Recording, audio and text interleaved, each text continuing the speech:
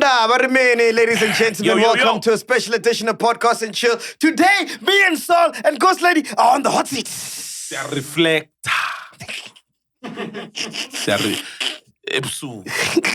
But enjoy the show, man. It was amazing. We spoke to, so Brad Dave was sitting there. He was sitting right where you were sitting. Yeah. And we were being asked the questions, for a change.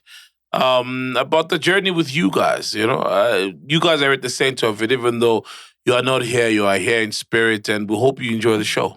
Yeah, and big shout out to our sponsor for today, Hollywood Bets, man. The festive fortunes are here, Phenduka, and they are massive. Away. Stand a chance to win your share of 5 million rands in cash. 5 million. A sleek Ford Mustang.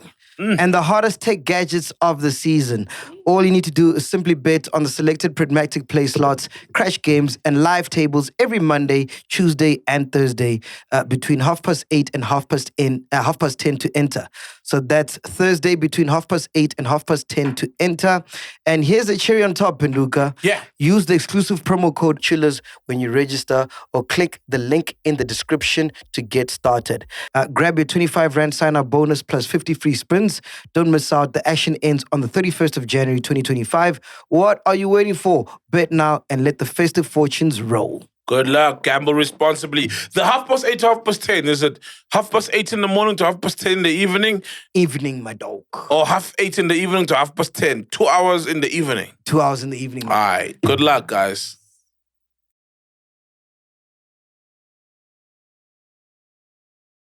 Ghosty, how was your experience of the road? Actually, that was going to be my favorite. You don't want to know experience. You made a baby on the road. I just thought that. The time I realized, I'll be honest though, the only time I realized that, this thing is massive is when I'm not on the show.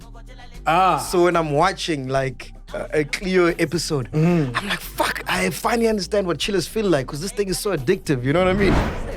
Definitely. Yeah. And it's always me. Yeah. Is it almost all? every week it's mad. That's Something. me. But not all the time. Obviously. The lawsuit. Oh, we didn't leave lawsuits, man. We got lawsuits. Thick lawsuit. Well, we receive more lawsuits than some people have subscribers. Yeah, it's crazy. Yeah. No, for real. So anyone that's not involved in this community has perceptions about the community of like what the show's about, what we do, what we stand for, and whatever. But when you're part of it, it just slaps harder, bro. First But and do you go to foremost. the strip club, man? I've been a few times. Why are you so serious? You need to let loose a bit, man. I am. This is me loose. I'm terribly loose right now.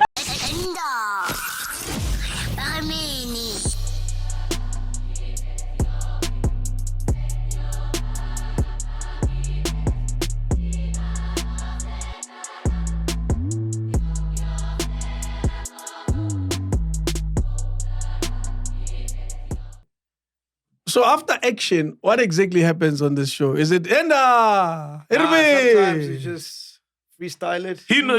What you're doing is what happens. What happened? Okay. Yeah, so a conversation maybe from off air. Yeah. We'll just start. Oh, and Like then carries yeah, over. or a question Meg had, if you heard Like, I for blocked my example, brother now, or something. the fact that we put a disclaimer because Brad Dave is here to say we only have an hour, chief. Okay. Because knowing you might do 4 hours. Put in this kuluma the whole year. We're not ready for a 4-hour podcast. It'll be our first time. No, that's fine. It's like, what? Your reputation, precedes you. You know my thing. Yeah. I must Okay. say, this view is nice, man. I think I must start doing the normal show from The here. show from here. Yeah, And it's then a nice view. so you're able to look this side and look this Yeah, because side. I can see everyone. I can see Neo is pricking his nose. Well, I can see anyway, everything. it starts here. It's going to be a fun one. It's one of those end of year. I enjoyed last year's version. Yeah, I of also Yeah, that was enjoyed it, fun. man. The Do you games. remember? But I Yeah. felt like the guys didn't want to be honest about the money. When you asked about the money, people were ducking and diving. Remember, like, oh, you didn't see it. Oh, you Why interviewed don't the you crew watch last that year. Don't you like watching yourself on? No. I can't myself. No. Yeah. Do you watch yourself? No, I don't. Yeah, well, I listen to it. I don't watch it. So you never went back and watched yourself on Big Brother? No. So you don't know what you look like? No, don't. I see clips. I know myself from clips. Yeah. But I don't like sit. and just watch myself eating. You know? Like, I'm not doing that. You know? Like, that's my... Yeah, nah. Do you watch your shows? Do you watch No, them back? I listen to them. I need it in the background. I do it in the background. I don't... So you do a show and then you listen. Not immediately. Like weeks, months later. Oh, you listen back. Yeah, because you read the comments and the comments kind of give you a sense of some of the stuff you did that you could have done better. Yes. And then you say, okay, I could have improved that. That's really what I do with that. Anyway, let's start. This is not my show, and I'm the one doing the interview. Of course. Konja, how does it go? Bomb, the Mac. Spio is here. Tabak is here. Yeah. Timula is here. Yeah. Now is here. Zulu is here. Who am I missing? Tato is here. Yeah. Ghost is here. Yeah. How the hell do you remember this? This is family, man. Mac is here. Konja, what's your name again? Well, Saul is here. Saul is here. It's going to be a fun one as always. Let it be. We're not giving away anything today. But you can. Do you want to give away anything? Because you give away stuff lately. Now we're out of stuff, eh? We're out of stuff to give away. Pelelwe. Christmas, not every day. You haven't delivered the boxes. The game. PS5. No. So the PS5s are here. Yeah, But all the administration. winners, Please get your act together. But all the winners will get them. Yeah. By the time this episode drops, everyone would have it. That's what Just it is. in time for So you'll Christmas. delete that part. It's going to be a reflection on this year's show. Really how the year has been. It's been an interesting year. A comment came about that says podcast and chill will be the death of radio. That's never It gonna won't. happen. Mac knows very well. What is It your won't, reaction to that statement? Look, it will never die because radio is free. You know what I mean? And majority of the people don't have access to data. So, I mean, we're just speaking to a fraction of the population. Yeah. Whereas radio, you can just get into the car and listen to it. I mean, if we had facilities, because I know in America they've got this thing, it's called Howard Stern is on it. What is it? Satellite radio. Satellite radio. Satellite radio. Sirius XM. Yeah. So satellite. literally with Sirius XM, you can get in the car and listen to your favorite satellite station. Yeah. So imagine in a world where you can get in the car and listen to podcasts and chill. I think that will be a defining moment, but we're still miles away from that. It'll never have. So this statement doesn't make sense. No. Not in South It might Africa. podcasting chill might have more value or more entertainment, but to kill radio as in like you feel it and no one's listening to it completely I think it's unheard of. Light years away from. And also, I think the point that needs to be raised is that South African audiences like to watch podcasts, not listen to them necessarily. But you work so on you both find mediums. that. You work on Yeah. both mediums. What's your perspective? Because I'm sure you've got chillers that know you from the show. And then you've The got radio people audience. that are radio heads. And people who got introduced to on radio. No, man, radio won't die. Not anytime soon. It's some anti guys. Even the guys in Joburg with his network, some don't have data. For example, some don't have smartphones. So radio, you get in the car, touch of one button, you know? Of course, people now have a taste of something different and they can never listen to radio quite the same. And some can never... listen, they realize, because growing up you think, talk radio, because what we do is pretty much talk radio, you know what I mean? You realize that, talk radio is boring because they're always talking about the serious stuff. Talk nonsense radio. Very much. Hey, walk the what? Walk the nonsense. But like... Is there walk the nonsense? No. I work with them. I can't ruin my relationship. Oh, with them. flip, yeah, true. You work with 702? I do. I buy advertising space on the platform. real? For real? For what? For PPS. What's One of my PPS? clients. Oh, One of my you're not advertising media clients. buyer. You buy and I buy stuff. advertising space for different Oh, clients. damn. You also buy So how come advertising you've never bought space. on our space? I don't have enough money.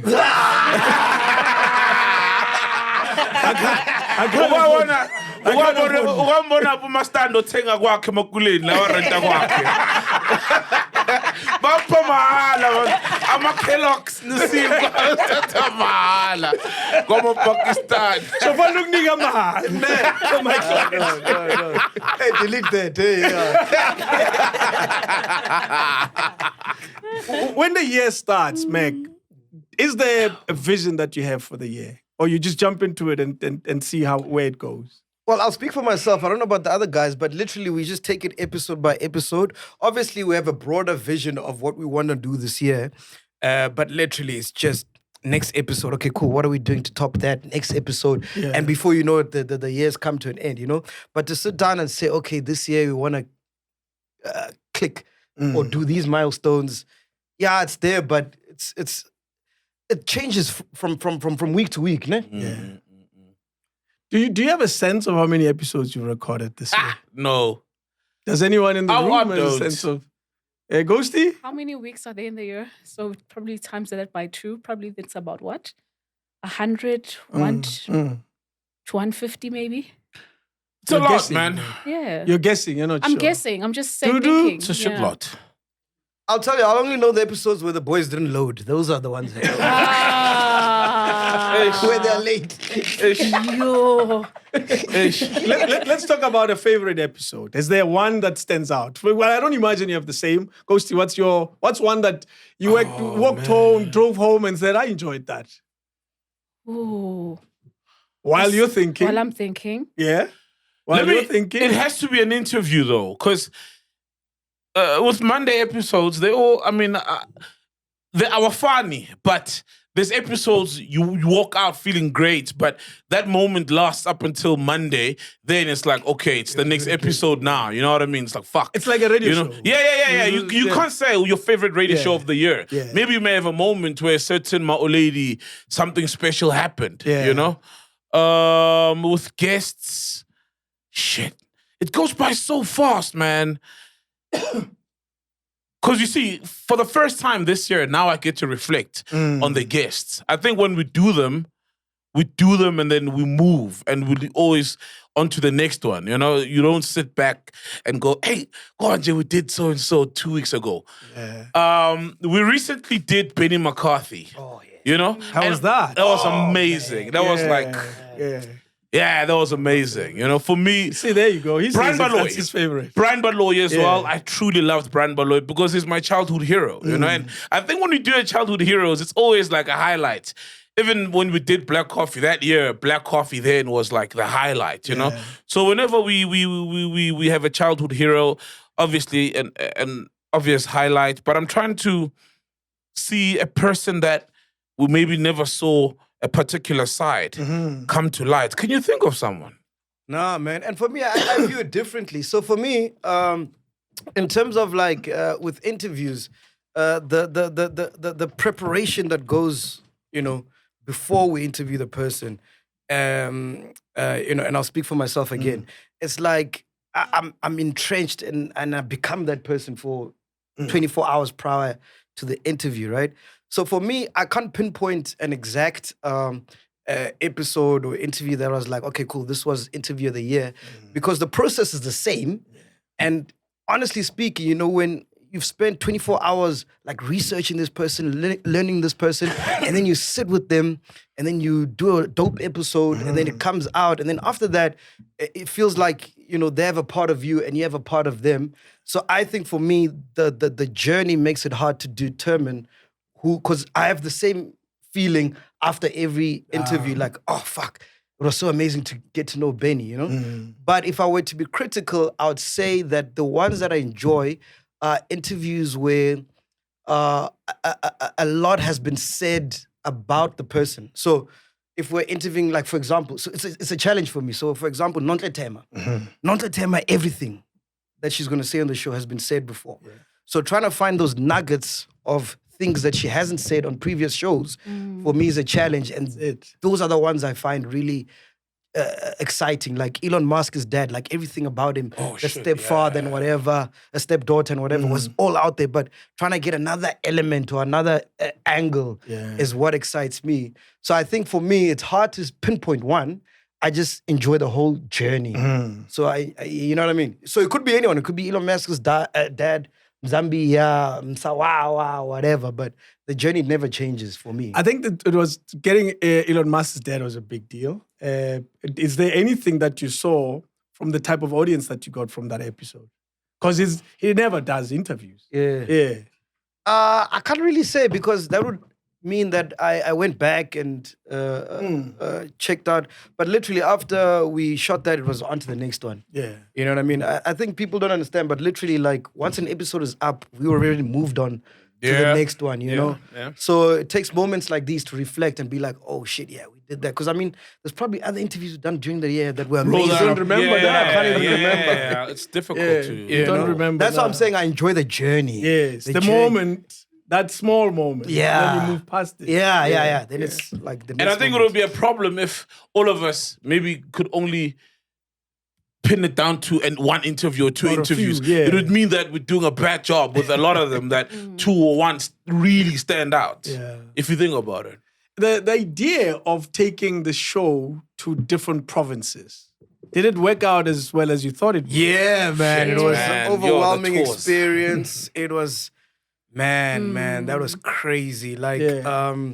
I was scared because, you know, I'm scared of the stage and being in front of so many people. But I think when we got to the second, third one, I started just being like, fuck, man, you know, let's have fun, you know. I think the aha moment was Bloom. Bloom, yes. Yeah. when What we was had- it about Bloom? So we had been struggling with trying to understand what is this live show? What does it look like? You know, we tried before, like the year before, but not on a tour scale, right? So now they're back to back, and we're just like, what does this show look like? What do people want to see? And then Bloom, everything clicked. We realized that people want to come there and watch the show. So we need to do less and just give them what they want, which is the show. Don't you feel the pressure when you design a show like that, what to do? Because you're not singing, you're not dancing, you're not telling jokes, really. Yeah. They come as part of the conversation. Yeah. Don't you feel maybe the pressure, like, give me your perspective, Saul, the pressure of making sure that this thing continues to be entertaining? Because it's not easy. I think there's not too much pressure. There's obviously the first few ones, how to get rid of the nerves, and you never really get rid of them. However, for example, the show we had last week here, the Monday show, I mean, it took on a bit of a serious tone, right? But I mean, there were nuggets and little pockets of jokes, but it wasn't entirely just laughs. And that's okay. We walk out of here going, okay, was it informative? Did we learn something? Did we share something of value? Now, the pressure comes when you have that kind of show live.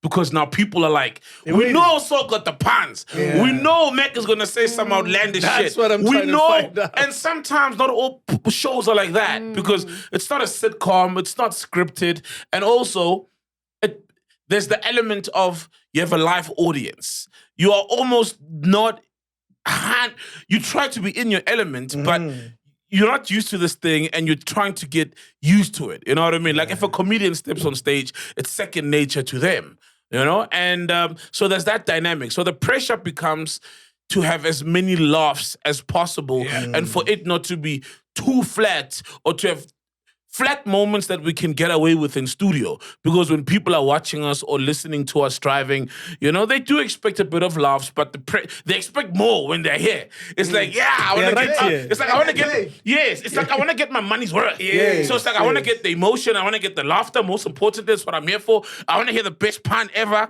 You know what I mean? I want to hear the pun similar to the level of the one from Cape Town or the one from wherever. So that's where the pressure is. You know what I mean? In keeping the funny and the humor, because I mean, we are categorized as a comedy podcast, you know, and it just came by nature of how we just do things. So for me, that's where the pressure always is. And to add to what he's saying, Yeah. it was actually the first time since we've been working together that on the road we had to structure the show. And what I mean is, like, we sat down. It was so weird. Like an hour before the show, we're like, okay, so what topic do you want to talk about? And we never do that. We did what people think we do. Because they think we do that every show. And that we'll never do it. Only on the road because we want it to be seamless and flow. And we understand that, you know, people paid money. They need to get their money's worth. We need to put on a show. And now, after speaking to PNC, I feel like we need to take that to another scale. Because niggas are gymming out here. They gym, PNC These gym. motherfuckers. They gym and go to breath control and practice circular breathing. And then they change roles. Yeah. So it would be like me and Mac on a Wednesday. I sit there. He does the show from me. They do that. And you do Enda. Yes, I do. Yes, they do that. And like, it's crazy. They finish one another's lines. But don't you feel the spontaneity that comes with what you do is probably what works? Yeah, I think it's overthinking to some degree, man, because if we were to just do a Monday show without the crowd, it'd be different. But like Saul was saying, when the crowd is there, man, you feel the extra pressure too. To make it work. Yeah, if you speak for a minute and there's no even a chuckle, you're like, shit, what should I do now? But yeah, you're free to do that. People, whip out your dick. Yeah. Like, anyone want to give a blowjob in the crowd? Anybody in the crowd? You know? So it is, it's tricky. It's to do tricky, a live but show. it's With still live amazing, audience, man. It's yeah. still amazing because even the stuff that we do organically, you get to see how people receive it, you know? Something as me saying, nah, I never thought it's like a thing, but when you see the crowd participate with you and they know you're going to say like, nah, or they like, you know what I mean? Ghosty, how was your experience of the road? Actually, that was going to be my favorite. You don't want to know experience. You made a baby on the road. Oh, hey, I just Ghosty, I have tissue if you want to cry. Oh, no. At any point, you can Any cry. point, Yeah, you was a guy, must No, honestly, that was for me the highlight of the year when we actually stepped out of our comfort zone. Because with here when we do our Monday shows or maybe whenever when we've got guests here or celebrity interviews, they are literally, as much as we'd plan and you have all this structure and research you've done, whatever, like towards the show. Yeah. And you just do it as expected. And it's almost like afterwards, it's like it's easy. It's a norm. It's what we just do. But going out, we had to start being intentional, as the guys have mentioned. We need to now sit together before like the show, maybe an hour before, and actually say, what are we planning to do? So stepping out of our norm was a highlight. And actually after getting off stage and you're like, whoa, we did it. Yeah, That was fun. That was done. amazing. It was an accomplishment. So those were my real faves. And the travels, was that a seamless exercise? Traveling can come with its own challenges, or you discover things about each other. Oh, no, it was fun, man. Like, it's content for days. Traveling with us is content for days. Cool. Yeah. So the stuff. I was looking forward to being with the crew and traveling with them because I know some shit is going to go down. Is there anything that went We down? are vibes. Nah, it's nothing we haven't spoken about on the show because it's content, like I Yeah, said. yeah. Generally. So if someone shit is in their pants, That's we talk content. about it on Monday. What you want us, Kakelo? Hey! Never. Hey, man! Why do I just push it? Yeah, I remember that moment. Yeah. We've spoken about it on the show, no? I think so. Yeah, now for the traveling, yeah. Okay, let's leave it. Let's not remind anyone. I bet you someone's going to comment and tell you who it is. Yes. International travels. That's another thing that happened this year. And sometimes, because I interact with you guys so often, I forget which year what happened. And the Dubai trips, are those last year or this year? Last year. Last year. And then this year, there was a US America. trip. Yeah. US, yeah. And where did you guys go again? And how was that experience? We did LA, BTs, New York. Yeah. We And did. recorded some shows. Yeah. We did some interviews. So the thinking behind that is that obviously we have aspirations to grow, and we hit up Viacom, and we sent them a proposal. They liked the proposal, so they hooked up everything in terms of BET's accreditation, us getting there, some of the interviews we did, whatever. And then we were banking on a sponsor, Jack Daniels, one of them, to sponsor the trip, right? But then unfortunately that didn't materialize, so they pulled out. So for me, the American trip, from a business side, we had to make a decision that, okay, cool, guys, if you want to grow, we have to go there. So we took money from the company to pay for the people that go there, that went there. And then personally, just being in America and seeing how things operate, seeing how people take entertainment seriously. serious, yeah. You know what I mean? Like being in the world where, as a creative, you can appreciate and be like, wow, this is a level. I mean, when I was at the BET Awards and I'm seeing the production, I'm like, fuck, this is crazy. I've never seen anything like it, you know? And by all means, the music to me, comparing it to SA is subpar. Yeah. But the production is like, yo, when will we ever get to this level, you know? So those things inspire you. So like, for example, next time we'll have to put a sunbed arena event. You can start tapping into those. So how you do it now changes. Yes. Yes. Yeah, I think traveling generally grows you. And I think for us being so huge in South Africa, biggest podcast, one of the biggest, if not the biggest in Africa, to go to a place and be small again. You know, to go to a place and get bounced. You know what I mean? But hey, it's not your. Hey, what are you doing here? Who are you guys? Fuck out of here. You know, to go to a place again. I think also shows that it reminds us that there's still a very long way to go. You know, and it helps us like stay grounded and aim for higher now. Because it's like, if you're a fish and there's a pond and you're growing so big that you can't even wiggle around, and then you get dumped in the ocean and you realize just how small you are. And that realization helps you grow and realize that you can still be even bigger than, you know, what we currently are. So I think it like Max says, things in America are bigger, you know? Big and better except for the food. Like the food is horrible. Interesting. At some point in my life, I used to go to New York for one reason only, to be intimidated by the size. Yes. And then it motivates you. Good intimidation. Yeah, when you come back, it motivates you to do more. Yes. Wow. Yeah, and I used to do that often. Exactly. For no other reason. Yeah, just you walk around the streets and you come back wanting to do more. Yeah, me and so we're there in the red carpet running up and down. Yeah, we're from Africa. Yo, we're from Africa. So there was a time where you said Mandela, you would get attention. Yeah. Mandela's grandson. There was a time like that. So just saying Africa is no longer enough. Nah. No longer for you, Ghosty? No, honestly, I'm gonna go for the side of just being grateful for the podcast, because remember that it became an opportunity for a lot of people, even in the team. Like, it's a first-time experience. So already being that side is like amazing. But here you've got the company, here you've got this opportunity opening up doors, and these African kids, basically us, are going that side first time and being in that space. So it's just amazing. I think that's just something to take. And when you go back and just look back and say, yo, guys, the opportunities we've had from this podcast is just amazing. It is. You know, do you sometimes reflect, Mac?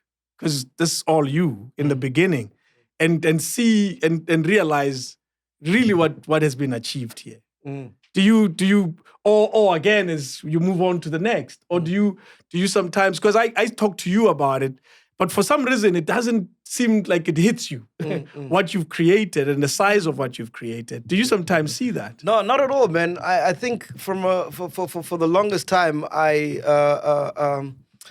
what's the word? I just came to a realization that this thing is bigger than me. It's God ordained. God is at the driving seat. God is at the wheel. He's the one that makes sure that all these things happen. So for me, I don't even see it as a me thing. I just see it as God showing off. You know what I mean? So for me, like, people will say, yeah, you started this and whatever. But I mean, to grow to where it's at wouldn't be if it wasn't a Saul, you know, if it wasn't a Simpiwe, if it wasn't a shot. So for me, from a long time ago, I realized that it's bigger than me. And from that day on, I've just been like, God, where do you want us to go? Yeah, let it fly. Yeah. Because I think if you spend too much time thinking about that, you might miss out on what's really happening, you know? Yeah. And I think that in our industry, there's no time to sit and reflect, because it's about you're only as hot as your last game, your last show. Yeah, and you get certain moments like once in a lifetime, you know? Yeah. If you are in a particular place in New York, you're with Akon, first time meeting him for an interview, you have to be in it. He lies a lot, though. No, Akon lies. He's a con, right? No, Akon lies. He has stories about South Africa that we don't know. Oh, yeah. Oh, I've seen those clips. The only time I realized, I'll be honest though, the only time I realized that, yo, shit, this thing is massive, is when I'm not on the show.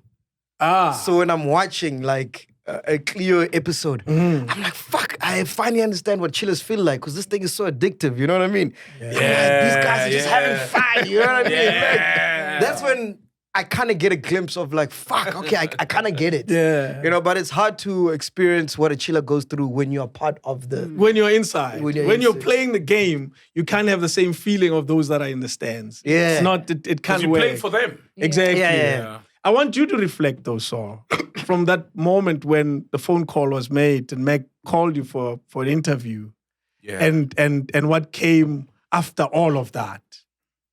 Man, What is your reflection? I reflect about it almost like for frequently actually, because I'm just in my nature very aware, appreciative, like to be in the moment kind of person. It was a Facebook inbox actually, not a call. It was a Facebook inbox. Last time I really? used Facebook. Yeah. The last time, like, I found out what I've been doing on Facebook. What I've been Why looking did for you on go that Facebook. route? What was going on? He didn't even have my number. Yeah, but we used to work together at Yes, Y. So I yes. followed him when Facebook was still hot. Because when we had Y, We became Facebook friends was on the... Facebook. Yeah, we became friends. And that's the only time, like, we connected. To Facebook. Yeah. And voila. Sure. And YFM. Voila. And that was it. Voila. Sharp. That's it. And then hit me up. So I've told the story before. A friend of mine, Lerato Mokofani, is a big fan of the show. And from the inception.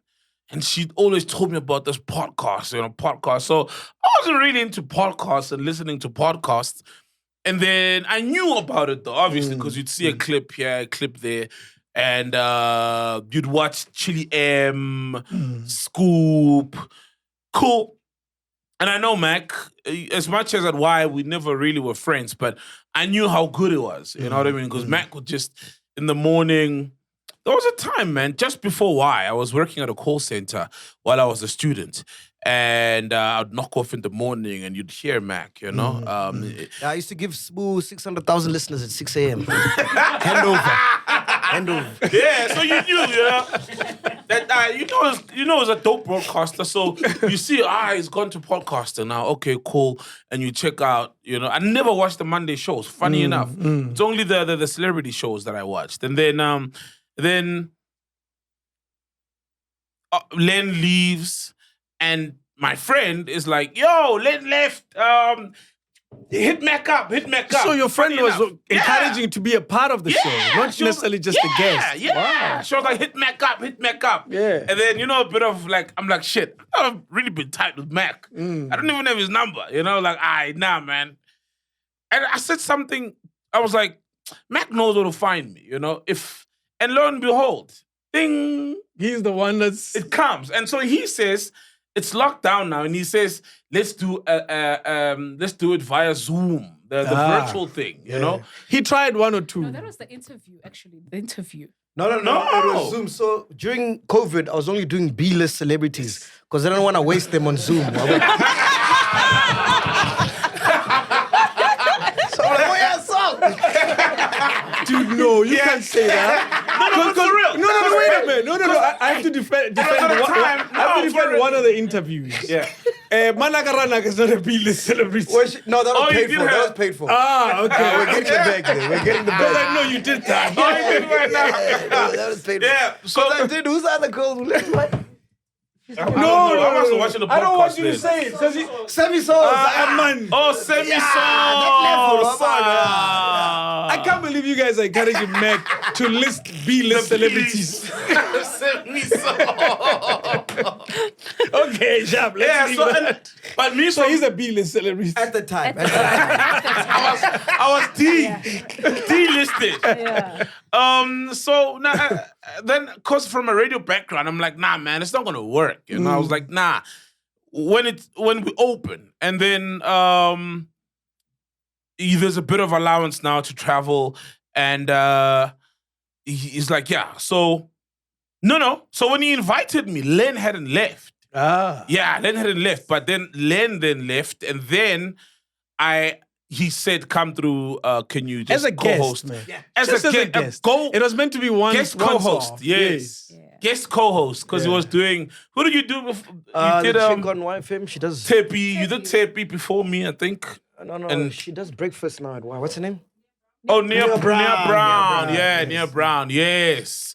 And then Tepi also pulled through, and then I pulled through. But I pulled through, and by then I remember posting on my Twitter or Facebook the couch because they had the patio furniture by the pool. By the and, pool, Yeah, yes. and when I posted that, Ghost's crib. Yeah, Ghost's crib. And the show was so big. I knew that if I just post this, people will know where I'm at. So as soon as I arrived, I remember posting, and in my head, I knew that, okay, cool.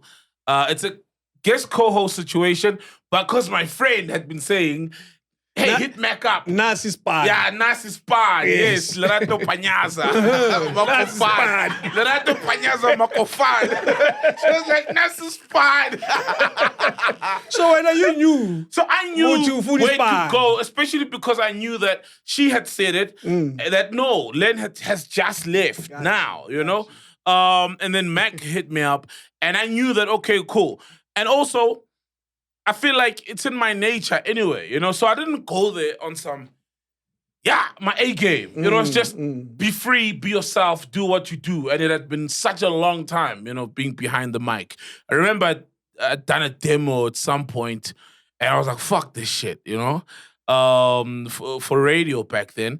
And man, and immediately once we had that show, soon as the camera stopped rolling, Mac was like, yo, bro, So it wasn't a difficult decision then? No, as soon as we stopped recording that day, I remember because Saul was a bit tipsy and he almost spilled alcohol in the mixer, remember? Yeah. I was The so roadcast. You were not there then. Yeah, no, you weren't there. It was Dinga. Dinga, yes. Yeah, Dinga. But I looked at Ghost Lady, she looked at me, and we just went, and we knew that That's Saul's the guy. Yeah. Really? Right, Dave, what people also don't know about that time, it was a very volatile time for us because it was a very, this is time when Len had left, yeah. and we were very kind of sad and not sure where are we going, what's next. So when having Saul, they kind of lifted the spirits and it was like, okay, I think there's direction. We can do this. We can continue, you know. So it was a blessing. And another thing I want to credit to Saul, man, is that since that day till today, he hasn't changed a bit, with all the accolades, with his career, what he's done, Definitely. the fame he's gathered and all that stuff.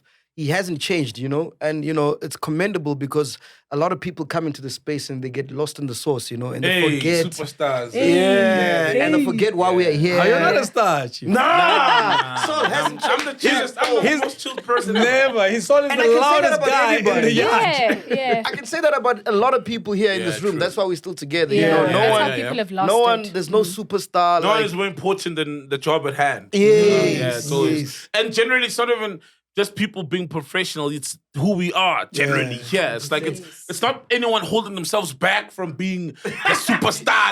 I'm like, hey, My uncle let me be humble. Yeah, My uncle it's just how we are, man. No one. They don't takes know me. themselves. It's so Yeah, no one thinks they're the shit. No one thinks they're better than. So no one is the anybody. shit here. Nah, no one. No one. Literally, no one. I'll tell you the who's guy the... who shat on himself. Who's that? This shit. His legs can attest.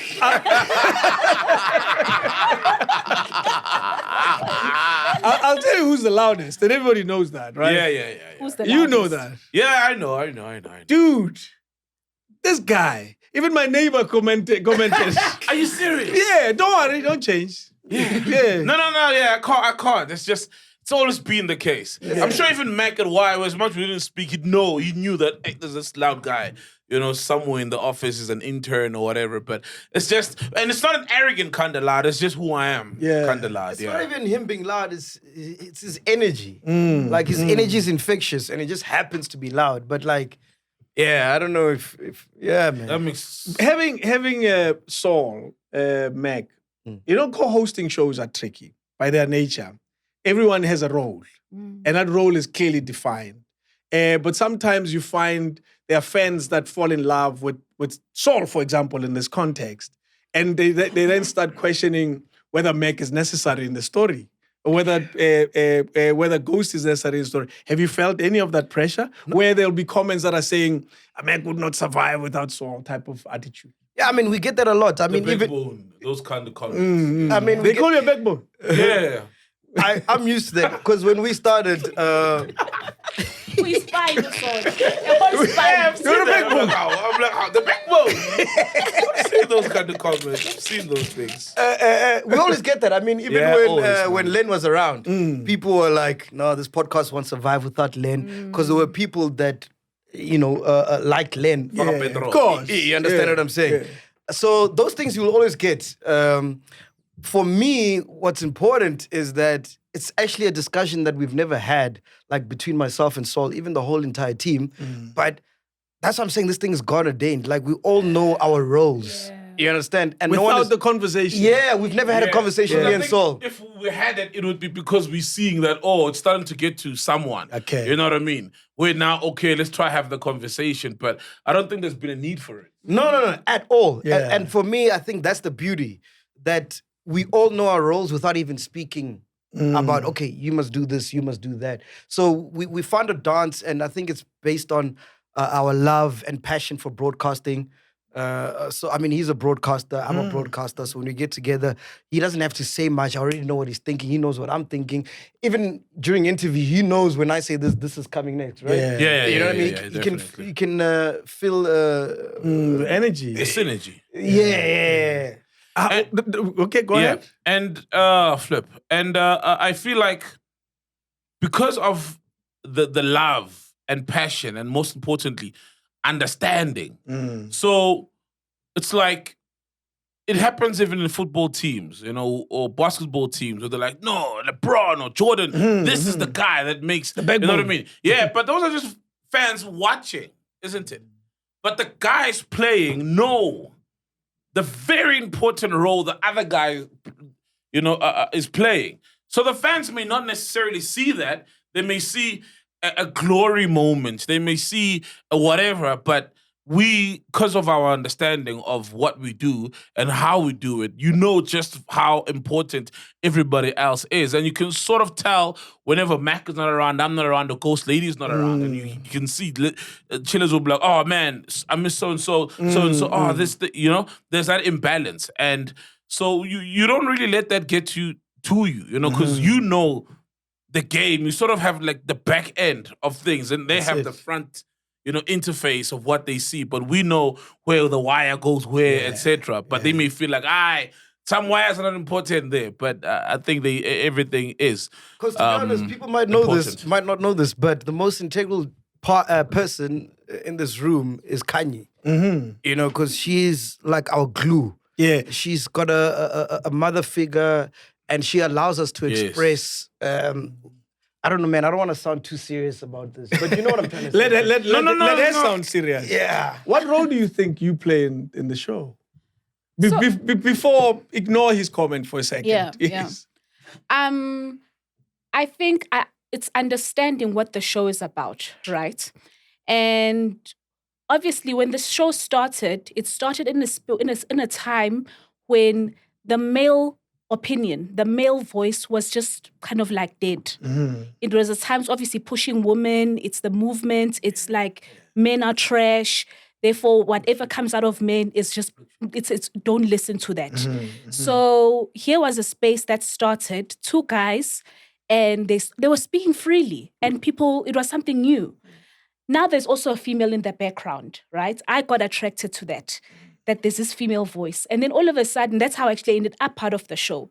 I was a fan of the female voice, but also loving the guys, that they're just saying it as it, like whatever they want to say. So when I eventually joined the team, I always kind of had to be intentional and say, I'm not here to change this show. It's allowing them to be. I'm not here to stop them. Yes, I can support the conversation. Yes, I can correct. Yes, I can give my opinion or a female perspective.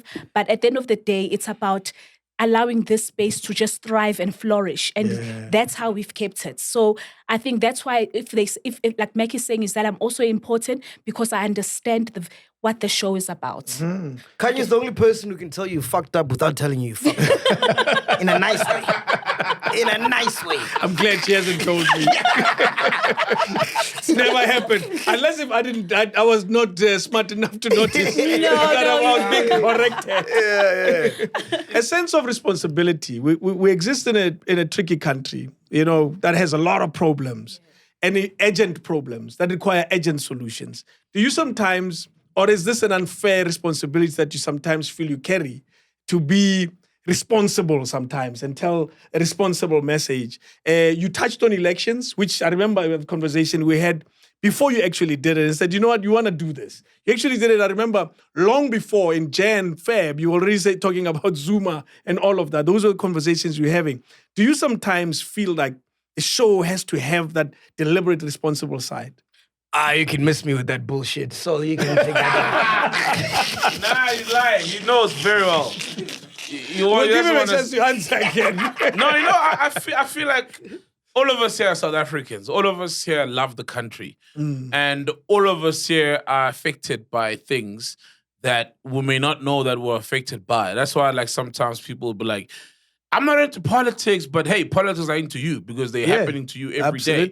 So by that nature, when we come here and talk about whatever we talk about, vent about whatever we vent about, it eventually boils down to we're just South Africans also. We don't come with a stance of we want to change the world. We want to save, you know what I mean? Yeah. We just at a braai, for example, and if it's South Africans, trust me, the evening won't end without someone talking about something, or maybe someone got robbed last week.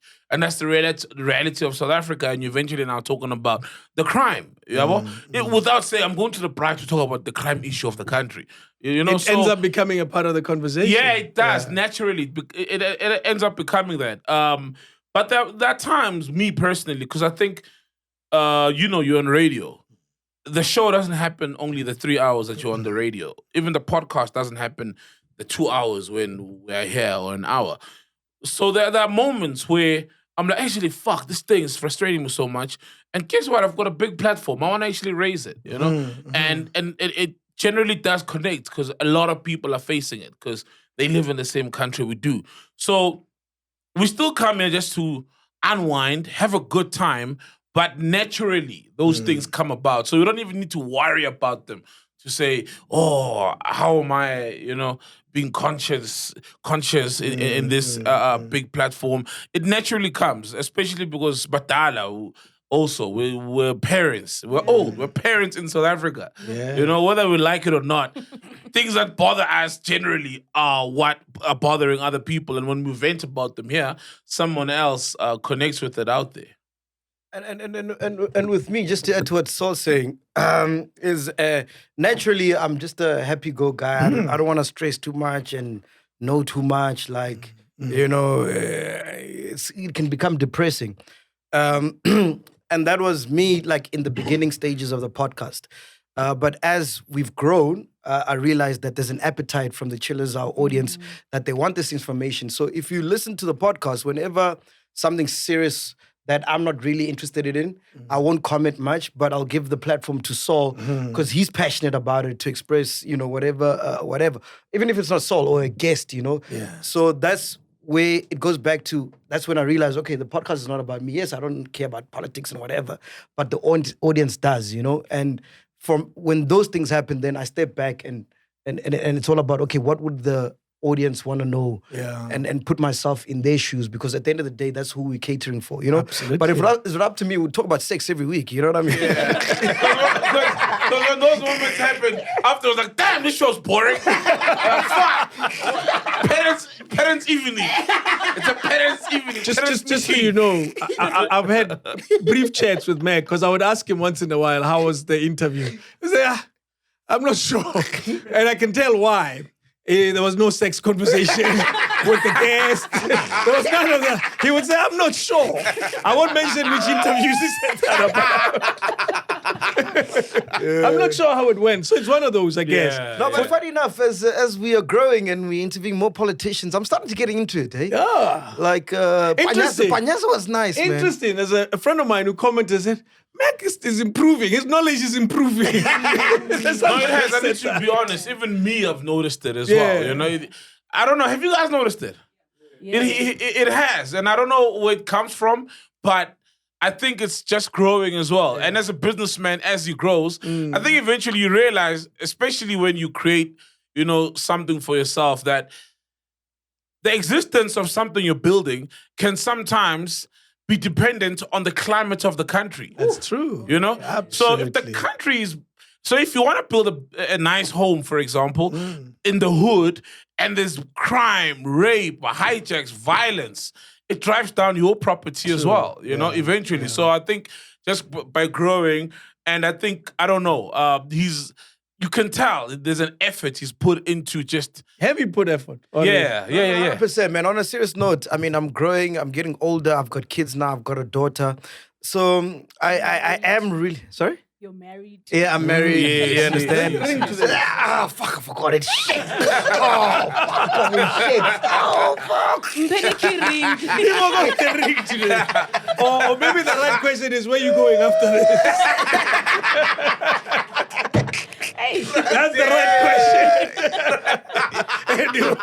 You get what I'm saying? So, but one thing I can say, in as much as I wouldn't generally talk about politics in my personal space, but when I'm in that zone, I'm really inquisitive and I really want to find out more, you know? So I think that's what comes out on camera. Because, like, none of us here are forced to talk about stuff that we don't want to talk about. You know what I mean? So, like, if I'm asking about, hey, dog, what's happening with the GU, whatever? What's happening with this, whatever? GNU. They call it Yeah, GNU. I'm really interested, but it's not something that, like, I'd wake up and say, hey, man, I wonder what's happening with the GNU. I don't think there's anyone that does that anywhere in the world. That wakes up in the morning and says, I wonder. Yeah. But when you're here, you're forced to be in, you know, like the country Exactly. persuades you, and the chillers, it's what they want. In the editing of the shows, you know, when you record, I do this just as much as you guys do. There's some parts of it you feel like, I don't need that. How do you choose what to keep and not to remove from the episodes? And are you directly involved, or you let the guys do what they do? Well, I mean, we've equipped Dudu because we trust her so much, and she does a good job at this to have the final say. So my job is I just come here, I say whatever I want to say, and then it's up to Dudu or the rest of the team if maybe someone feels uncomfortable by something I said, whatever. But honestly speaking, I come here, I say whatever I want to say, and then whatever needs to be removed is removed. And I have no qualms with that because I've realized that, yes, in the beginning it was all me, but now, you know, this is a network. It's not just about me. There's other people we've employed. There's over 50 people that eat from this. So I can't be selfish and just say, nah, because that's my view and I think this will work, whatever. It must go up, you know. So we rely on Dudu to be our draw board. What is it? Safe board. Yeah, it's a sounding board. Sounding board, Okay. yes. There's a backbone and a Yes. sounding board. Sounding board, yes. Yes. But ultimately, we remove things that we don't think will add value to the chillers. So it might be a good joke, it might be a good pun or But- whatever, but if it's got no value and it will be more destructive, then... We've never removed a good joke or a good pun. yeah. Yeah. Bad examples. Bad example. People don't think we're robbing them. of I want jokes your and- comment for a second, dude. Do you remove stuff?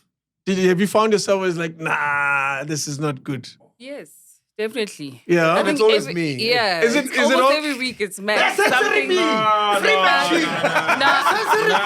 But not all the time. Obviously, man.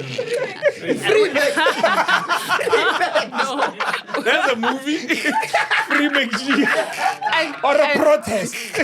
and honestly, They always answer me, brother. and honestly, chillers are gonna say that value, but anyway.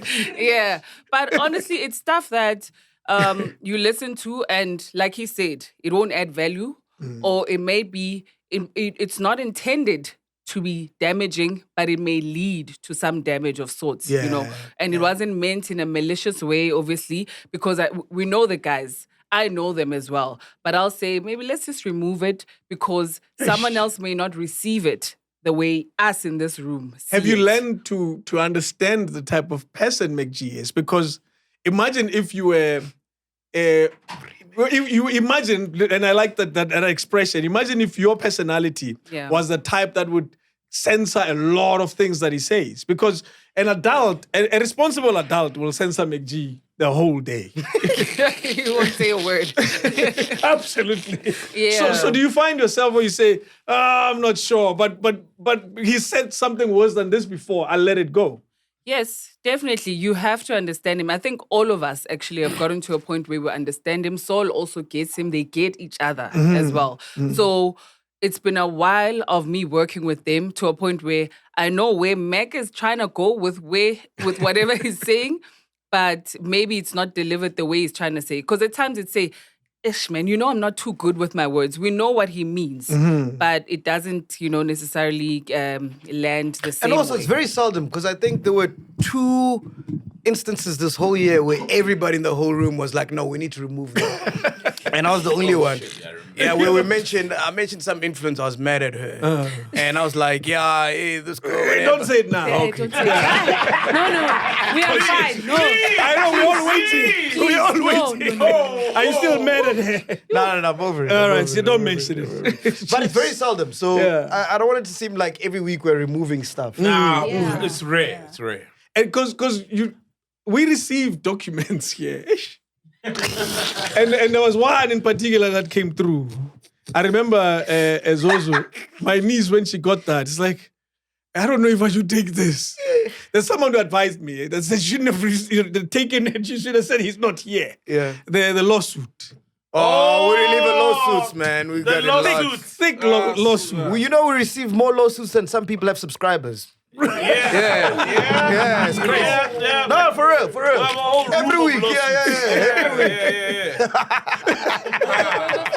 Look at how he's laughing about it. But it's part of the game, bro. It's part of the game. I mean, Sunday World, Silo Mike is suing Sunday World now. Yeah. CNN have been sued.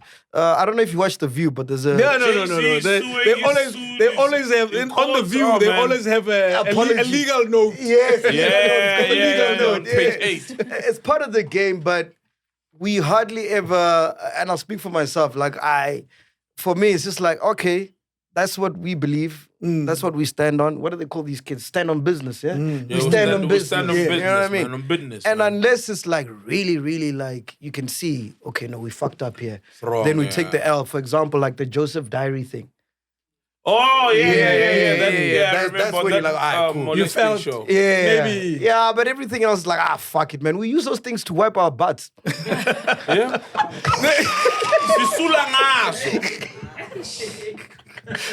I already saw do the reaction. That might be cut out. but give me a sense of how it affects you. Was there one that affected you and said, shit, what's going on here? Okay, look, I'll be honest with you. There was one, and it's not because of the lawsuit. But, you got to understand that when I'm on air, right, it's content first. I say what's on my mind. I don't give a shit if my mom will get pissed. Saul will get pissed, my friends, or people that I know. It's content first. So you are like that? Yeah. In that 100%. moment? Yeah. You are like proper... Yeah, I proper say what I want and whatever I'm thinking. No wonder I got the call about the bum. Now I get it. What bum? No, You called me got in. and said, would I have anal? That's good content. Are you saying? Oh, shit, yeah. Look at everybody for You God. said it's dirty, right? You said, take that cop. It's dirty. It's dirty. You see what I mean? Because I'm thinking, does Mac control himself, hold himself back? Clearly not. Nah. It's entertainment, bro. It's entertainment. You gotta entertain people. That's why we're here. You know what I mean? fuck everybody else, because the people that watch are the ones that we do this for. So if I'm worried about your feelings, it's gonna fuck up my vibe. You know what I mean? If I'm thinking too much of what are you gonna think or whatever, so I just go and do my shit, right? Yeah. But one thing this year that I really, really, really, like, I think I know what it is. yeah, was Nkosazana daughter. Yeah, about million. Nah, not even about that. No, dog. it's not about the money. I know. It's about just getting it wrong. Yeah, it was just about getting it wrong, Yeah, you know? yeah, Because, I know. honestly speaking, I've been on the road with Nkosazana. She's a beautiful lady, man. She doesn't bother anyone. She does her own thing. So for Impulse. me, it was more about, fuck, had it been someone, not her, you know? Like, if it was someone that I don't give a shit about, it would have been, fuck it, they deserve it. Or whatever. someone who's ratchet or Yeah. badly behaved. Yeah. Bad who can sing. Or a baddie who DJs or whatever. He would But mind. because of who it was, I was like, ish, Nkosazana. Because I love her, bro. Have you apologized? Yeah, so we met her at Sfiso's birthday party. Sfiso's birthday party. I apologized Birthday to her. dinner, yeah. Yeah, I apologized to her. I did too. But you could tell, it wasn't the same. And I'm cool with that, but I'm just saying that because what I said wasn't true, that could have been avoided, If it was true, then, it's fine. It's whatever, it's content. But because of the way it came out and what transpired after, yeah, and she's just a nice person. Yeah.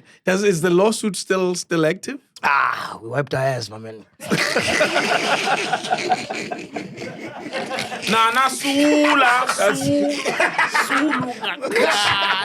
That's a scratchy wipe. It is, but sometimes you gotta do what you have to do. Very scratchy wipe. What's your take about the lawsuits, bro? Well, have you been successfully sued? No. I feel like some of them do it knowing that, dude, you're not gonna win anything, but they do it to show the public that I did something about these allegations. Yeah. Or I did something. I stood up to them, This big podcast, I'm standing up to them. Yeah. Remember, Thomas Mo came here, Rose Muteri sued us and stuff, and we didn't say anything. He said everything. And then now we're here, even to share, poor girl was sued us also. Hey, my God. She was the third defendant. Bro, we're not lying. We have more lawsuits She than was subscribers. Tutu was a third defendant. Third defendant. Like, I'm like, even Tutu and you can She's a tell that, producer. yeah, but she didn't produce what the guest said. Yes. You know what I mean? And they didn't even say anything. And when we're wrong, we're the first to say, we got it wrong. Because that's the beauty of podcasting. No one expects us to be perfect. We don't sit here and try to be perfect and show ourselves as perfect. So if we say something, and we're not reckless, because we know that we can come here tomorrow and correct ourselves. But when we're wrong, we're the first ones to say and to admit that, we were wrong. When Mac was wrong about Nkosazana daughter and the thingies, he said. So none of them come to anything. So generally, we are professionals. We know what we're doing. We don't just get here and swear at people. We don't just get here and make allegations unless we have confidence in what we heard or what we know. Otherwise, none of them have been successfully sued us. So it's all for show, man. And half of them don't even have the money to see it through, like the lawsuits. Let's be honest. Let's be honest. Half of them is their lawyer friend. Did you see? But one of them was quite thick. There's a lot of letterhead. What was it? See, look at Moka's letterhead of those lawyers. Was it designed on Word? Messed up lawyers. You're like, are these lawyers? What are these things? And he's got a case, though. Yeah. Silo's got a case. But I looked at them like, these lawyers, man. Hey, this letterhead got back in Microsoft Excel. And then they took a screenshot and then said... And then they took a screenshot, yes, of Excel, spreadsheet. And then they took a screenshot. So, like... Oh, they did this. Yeah, if you could see these letters coming from these celebrities, man, come on. It's like, you're sending this so that you can report it, and then that's it. Nothing really ever happens. The mother figure, Yeah. does it concern you, this lawsuit? Yes. No, of course. Yeah. Of course. There's that thing. Because I think... At the end of the day, you don't want to hurt people. Like the aim of the show is just to have fun. Like we don't come here and say no. We want to just like lie on people and hurt them. So no, that's never the intention. And I'm glad that the guys, or we actually able to apologize if we're wrong. And I see the kind of like, you see a heart at the end of it, like even Mac, when we talk about things like whatever that he's being genuine about, that specific incident hurts him. So honestly, at the end of the day, it's just about, we love what we do and the intention is never to harm. But in the events we do come back, apologize and acknowledge. And there's the strongest thing you can say to the person is, I'm sorry, I know And there's be a genuine. human in here. Don't Yeah, worry. no. I'm aware. Yeah, There's a yeah. human being who's normal. Yes. who knows when he's wrong. He knows. He knows. No, but Kozuzana is amazing, man. Yeah. She's fine. I want to acknowledge someone who, and I know everyone plays their part here, and I want you to take a moment, Meg, to acknowledge the role that different people in the podcast play, including those that we don't see often. Yeah. I interviewed them last year, and they were sitting here. It was a nice long conversation, and I want you to acknowledge them because one that stands out for me, and I'm not singling this person out deliberately, is because I see the effort. Dudu's effort can't be ignored. Unmatched. Particularly when it comes to the quality of the guests and the continuous effort that she continues to do. And I'm just singling her out because I know the hard work that goes with being a producer of a content producer of a show. It's not easy. You get a lot of no's. And in a show like this, you would get no's where people are not sure if they should come to a show like this because they know the type of environment it can be for them. Trust me, I've had people who might call for a podcast, for a recording, and then they hear the word podcast, they think all podcasts are like this podcast. Yeah, the thing is, because we've become, plastic. There was a word in English. They call It's it generic the brand. labels. You're a generic brand. Colgate. Yes. Yeah, Colgate. You've become... So with the toothpaste, Colgate, what Colgate is to toothpaste, That's it. what Checkers is to plastics. That's it. When you say podcast, they're like, That's yo, Exactly. I gotta go end my career. Yeah. Right? Yeah, that's how people see it. Yeah, that we end careers. So This finding bad guests and reputation. getting guests to say yes surely must be hard. And I want to give you the platform to acknowledge your crew. But one, let's single out Dudu's effort. For me, it's what keeps me awake at night. Because, last week, I actually gave her a call. Actually, no, was it last week? No, I didn't give you a call. We were sitting outside, actually, so we had shot the game show. Thank you, by the way, for the idea. we did it better, but thank you. Well, he was fun.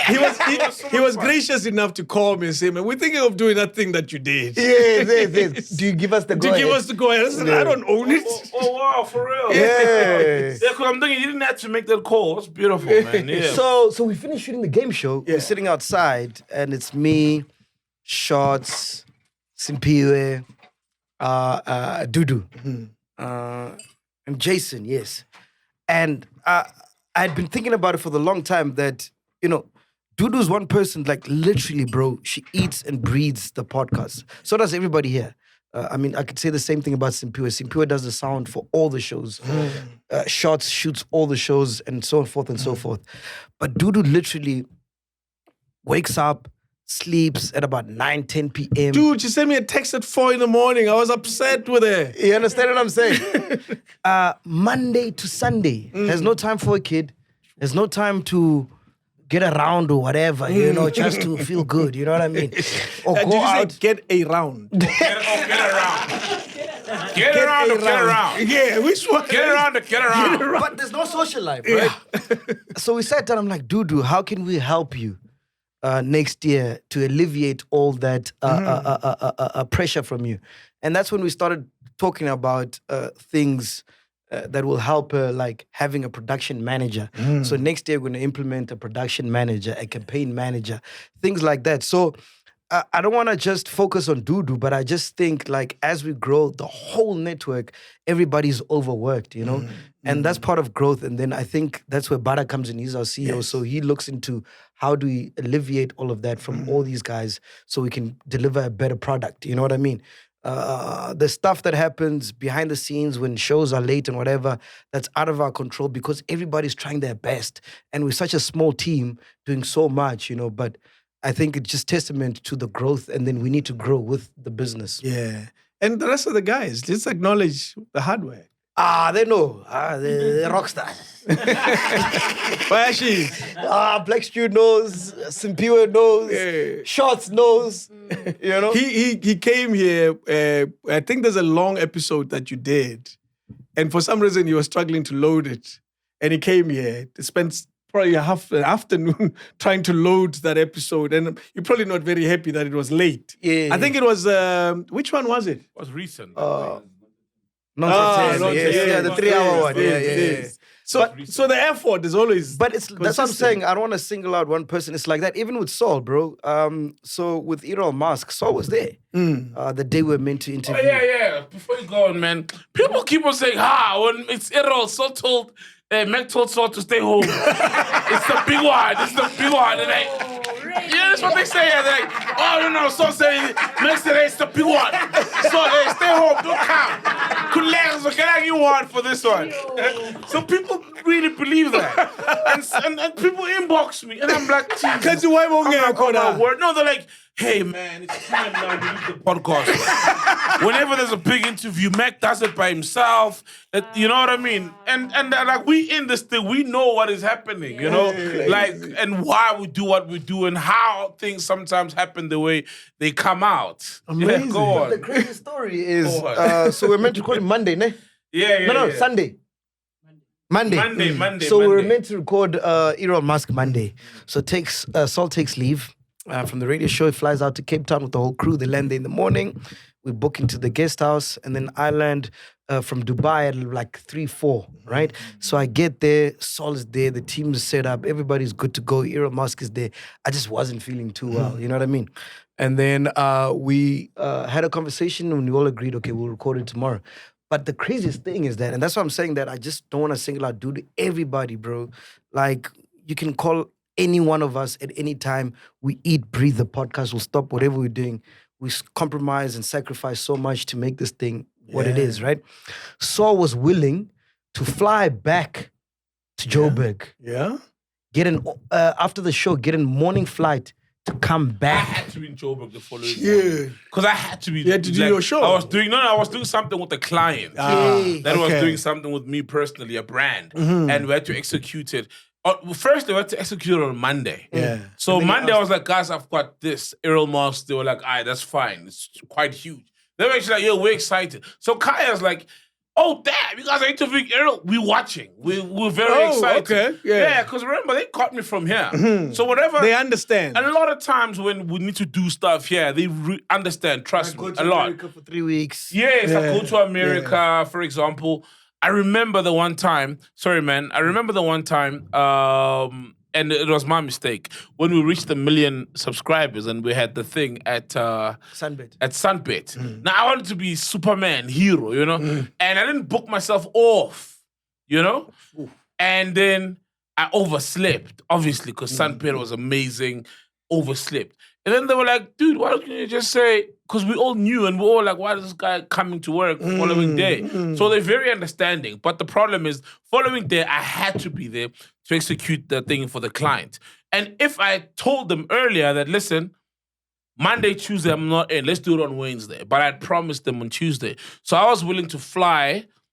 So I went back now because Mac was sick. Mac was sick. Errol even saw him, was like, yeah, you're not the usual guy I see on YouTube. So then I flew back and I was like, listen, after the show, let me fly back and then we'll do it at 1 tomorrow, the following day. You know what I mean?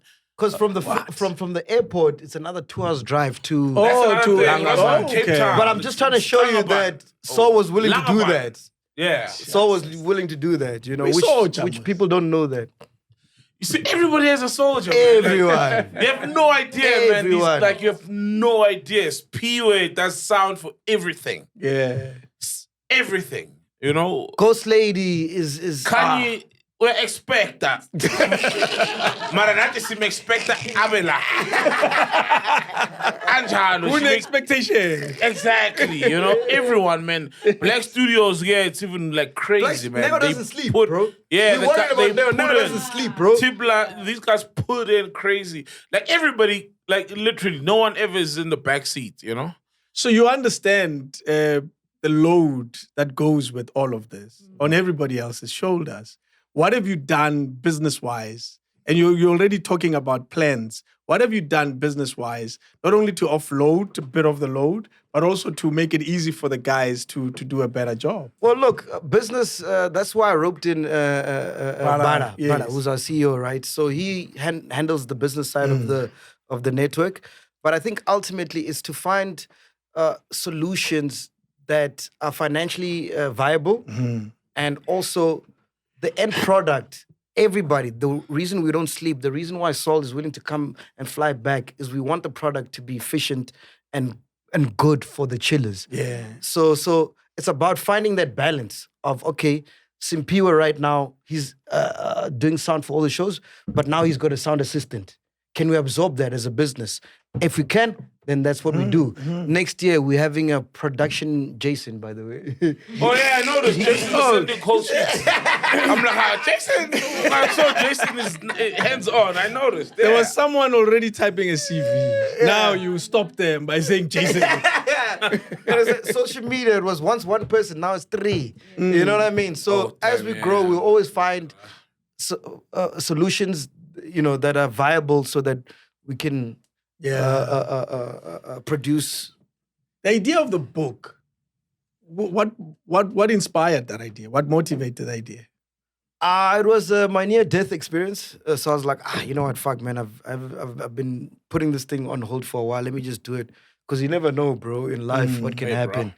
And I think for me, it's just a reflection, and it's all those things that you were mentioning that I never did. In terms of when I was writing the book, we had to reflect to like the first day Saul came, first time we came to Mashabela, How I Met You, the episodes that had impact. I'm in the book. Yeah, Rock. For the first time in my life, I'm in a book.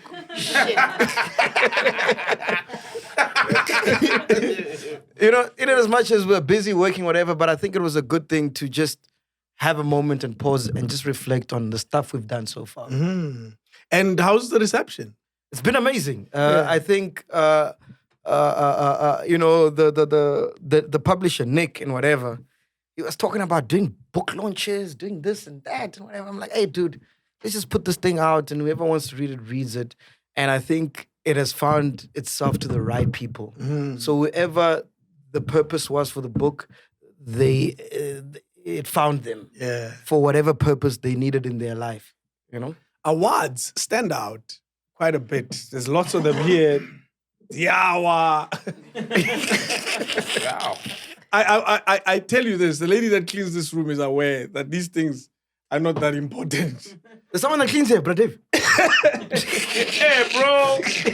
Trust me. Like, Someone that cleans this I've room. noticed lately, because sometimes we leave this place a mess. You leave it a and mess. I think if no one cleaned, there'll be a heap of just shit. of empty cans. And empty cans, bottles. Yeah, I've noticed sometimes. No, It's it's something somebody like that cleans this room proper. Condoms. Dude, condoms. Why do we have condoms in here? We had someone who advertised with us. No, Something you know nothing about. No, Was it a live advertising? Yeah. Of a condom? not demonstration. Okay.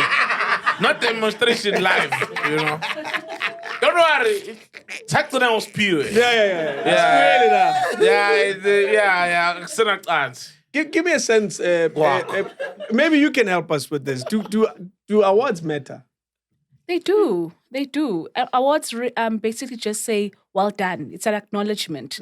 So we thrive, we would announce and thank the chillers, because at the end of the day, we get them because of their votes. And there's some kind of, there's something that we're doing. In the midst of the crazy, somewhere, a lot of people, it's impactful out there. So they really do. We love them. They should continue coming. Are you sure everybody agrees that you love them? I don't know. Yeah, We love don't lie. I'll come to you last. Look, we're okay with them, but it's whether we win or not. There's so many awards we haven't won, and we've never been about them. And the ones that we do get, it's okay, someone sees us sharp, but for us, the most important people who see us, it's who we do this thing for. 1 point whatever million people who've subscribed, the people who tune in, the hundreds of thousands of people who watch every week. If they see us, we're good.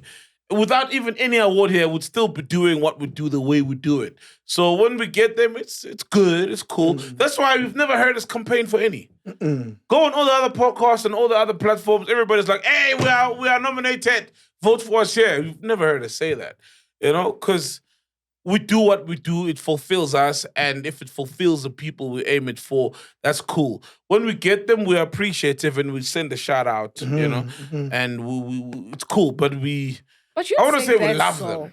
You'd say that, yes, because you're not we're not out there saying, "Oh, guys, please, we're pleading for them." No. Yeah, we don't do But that. remember that our supporters want us to actually win, and actually the industry to acknowledge us. So that's why when we get them, we are here saying, "Thank you guys for voting," and it's a celebration, love we love I, them for I- that. I think for me, awards are a good validation to say, okay, whatever you guys are doing, we acknowledge it, we see it. But for me, I'm just like Saul, man. I agree with him. It's not the be all and end all. For me, I think the biggest reward is the fact that 5 years deep or 4 years deep since we started this podcast, every week people are still coming back And to every watch. week there's a new podcast popping up, Yeah. competing with Yeah, us in our yes, space. you know and what they I still mean? choose us. So when Spotify says we're the most listened to podcast in the country, that for me is an award, Because it's real numbers. It's real numbers, Yeah, and men lie, women lie, but numbers don't, As opposed to the Jack Daniel Podcast Awards and someone at Jack Daniels doesn't like us and they give it to El Tito because you know what I mean. I didn't think you'll mention anyone. So for me, it's no, but honestly, for me, it's Saul is right, man. Like we get awards that we don't even know sometimes. We don't even attend We haven't even these collected things. some. We haven't even collected some. The first ones I ever went to were the Sasmas, just for the experience. Is and it for now, context. recently? Yeah, Yeah, 2 weeks recently. ago. Oh, you did go? Yeah, You know, 4 weeks we ago. spoke when you were driving out. Yes, But yes, these guys are busy Try to drag me ironing. there. I want to buy an iron. And you said, "I'm not sure I want to go. I want to hang out with my kids." That's what you said. So you ended up going. No, I ended up going just to get the experience, see what it's like, and it ended up being good content. I got to see that other people, as opposed to us, really value this thing. Yeah. But for us, like, dude, awards or no awards, if people keep tuning in every week, that's all that matters. That's all the that matters. award. That's the award right there. The community this channel is built, and particularly this show, without the other members of the network, so to speak, a community that you've built, the chillers, who are very proud to tell you that they're chillers. Everywhere you go, when they see me, they're saying hi, say hi to the guys, because they recognize themselves as a community. What does that community really mean to you? This community of chillers. You want to take it so? It's a good but a tough question. Eesh. We always say this, man. Everything I have, everything Saul has, everything we all have in this room is because of the chillers. And the community for me is it's one I've never experienced, and I've worked in big radio stations. I've worked at YFM, I've worked at 947. But in terms of if you were to talk in business terms, ROI with this community is insane. You know what I mean? Like, I'll be walking in a shopping center or whatever, and people will come and like, dude, I think I've known you all my life, but I'm only meeting you for the first time. And I'm shocked. Like, Because they hear you say stuff. yes, and it's a very... So anyone that's not involved in this community has perceptions about the community of like what the show's about, what we do, what we stand for, and whatever. But when you're part of it, it just slaps harder, bro, because it's like a blue tick on social media or X. Is it X now? Yeah. Verified, That like you get it. Stamp of approval. Do you understand what I'm saying? It's like you get what we're doing. Like, despite all the noise, it's like you get it. You know what I mean? And what I appreciate is that it's not a cult thing where it's like Julius Malema, I'm the leader, everyone must follow me. Like chillers will call us out Oh yeah. when we Okay. fucked up. You know what I Okay. mean? Oh yeah. Chillers will comment and say, "This is how we can upgrade it." So it's like I don't know how to explain it, man. It's bigger than us, bro. It's massive. It's crazy. Now that you've had a minute to think about it. Now, look, similarly to what Max said, for me, it's more of a family. Yeah. It's a way, like, there's lots of podcasts out there. Some about Turani, it's clean. Some wear makeup. Some say the perfect things. Some are about God, church, Christ. Mental health, Some are about mental health. Some are about rights. Some are about politics. abortion. Some are about Really? yeah, and we're killing them. We're aborting them. Some are about all these beautiful. Why they cancel you? Some are about all these beautiful, perfect things. And I was just, I don't know, us. It's who we are. Random. It's imperfectly perfect. Yeah, imperfect, man. And when people find us at that imperfection, and it's such a huge community, it's really just a stamp of approval to anyone out there. You just be yourself, man, in any room that you walk into, And sometimes, even if there's 10 people and they're all, maybe you feel like they don't get you. You'd be surprised. 1 or 2 probably does get you. But maybe they all get you, and if one said, I get this guy, everybody else would then also be like, we all get him. And it's that to me, it's a family that just understands and gets us. But like Max says, it's not a fiefdom, or like Floyd would say. Do what you want. It's not a fiefdom where we are idolized and put on a pedestal that we can't do no wrong or say no wrong. Fuck. Yeah. It's not a thing where we can't do no wrong or say no wrong. Let me advise, Nam. You can make him say it, and in post-production, it's him that says it. You want to say it? Yeah, now? AI. Oh. It's not what? No. The way he's putting I'm it. giving you a chance to shine. The way he's mentioning it is. So that's on the it, mind. man. They call us because a lot of guys, they don't come here to watch us from a point of idolizing us. Some guys who watch us have way more money than us, way more successful, way more accolades than us, have traveled the world way more than us. But they appreciate what we do and they respect what we do. And we also don't see them as fans, groupies, or whatever. You know what I mean? And for me, it's a massive family. That just says be who you are. And somebody out there's 7 billion of us out there. We're not too different. We don't have a lot of different experiences as much as there are so many experiences and different people out there. But like people find one another, and that's how we see our community. Oh, beautiful Phenduka. I love cooking, man. I have no idea what they're celebrating. Oh, fuck. Ghosty. It's like you're in my mind, dog. Always, my nigga, dog. Always. Ghosty, from you've seen this thing grow from virtually nothing to where it is, particularly the community. Yeah. What do you say to a kid that dreams of starting this, and they don't think that it can ever get here? You know how easy it is to celebrate you once you're on top, and then this kid is thinking this is not possible. And she was once a chiller. Yeah. She was There you originally go. a chiller. Yes, you see. So what do you say to that kid about the possibilities that are still awaits whatever it is that they want to do? Brad Dave, I think first But and Dave, do you go to foremost, the strip club, man? no. I've been a few times. Why are you so serious? You need to let loose a bit, man. I am. This is me loose. I'm terribly loose right now. I'm very loose.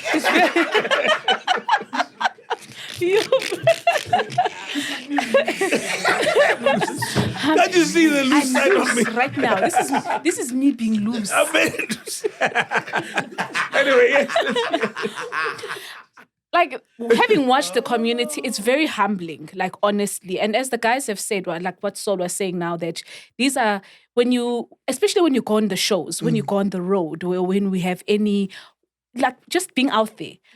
That's when you see people, actual humans. Because sometimes you get stuck and think it's just people on the net, it could be bots, whatever. But it's actually humans that are watching. You know, you look at the numbers all the time. And when you go back to about a kid who aspires to be Create like anything. you know, or anyone just who aspires to have something like this, I think normally people feel like it's easy, but it's very hard. And remember, we started from zero. Like when I became a fan of the show when they were celebrating 100, 100 views. Can you believe that? Yeah. So we've started from there. So it's been over time and it's Now we have more consistency. Yeah. Than views. Amazing. Like, so over time, it's the consistency. And like when I said, from starting, we've never changed. You know, it's the Monday show has always been like this. The celebrities have always been like this, So it's understanding which road that we're in. We don't try to be like others. We don't get swayed. Maybe people may have bad comments, and going back to even just comments themselves. You look at the views, there'll be like 200,000 views. Comments are 1,000. Maybe people who don't like it are 600 or 400. So you understand that there were a lot of people who watched and said nothing. You've got 1,000 that commented, and out of those 1,000, maybe 300 were negative. Are you going to waste your time on the 300? No. So it's all of these things that you have to overcome, but you look at the bigger picture and just be solid and be intentional on what you want to do. Because truth be told, like what we do lives on the internet forever, right? So right now you can go back to episode 320. No one knows the comments, but the content is there. Yes. Forever. It lives forever. Yeah. Some people have commented they've died. Why do you have to For use, real, think about it. For real, think about it. why do you have to use so morbid? Abanye basithukile sebashonile. Abanye bathi protect umkhatshaka. They've died. For real. They hate us. And they did. You're so morbid. You could have chosen anything. Why choose Be death? careful how you comment. Uzofa. Did you hear that? And be careful how you comment. No, but think about it. You'll die. Okay. You'll die. You will die. When you... Slikuzini.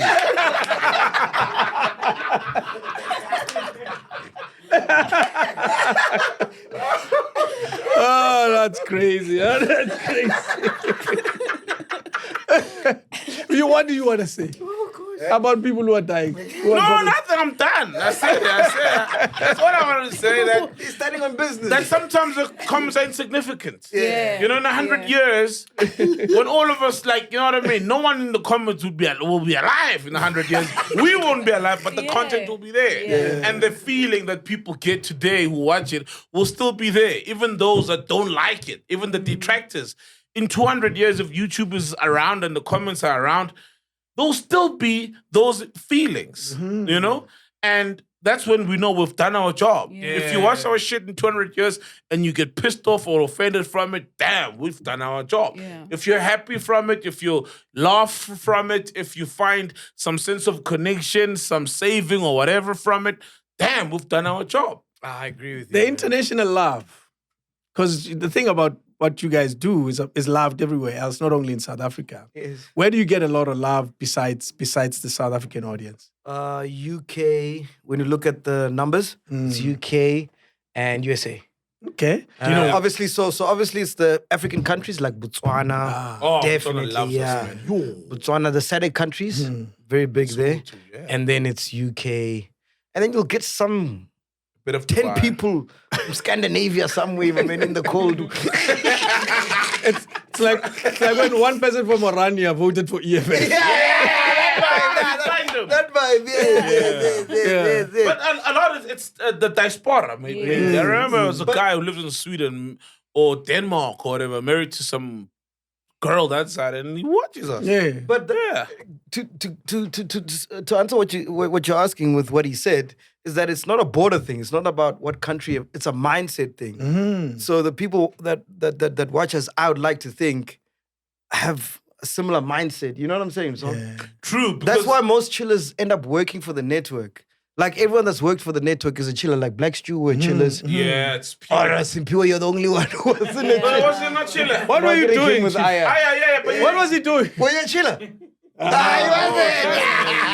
Maybe you should ask the question again. Are you a chiller now?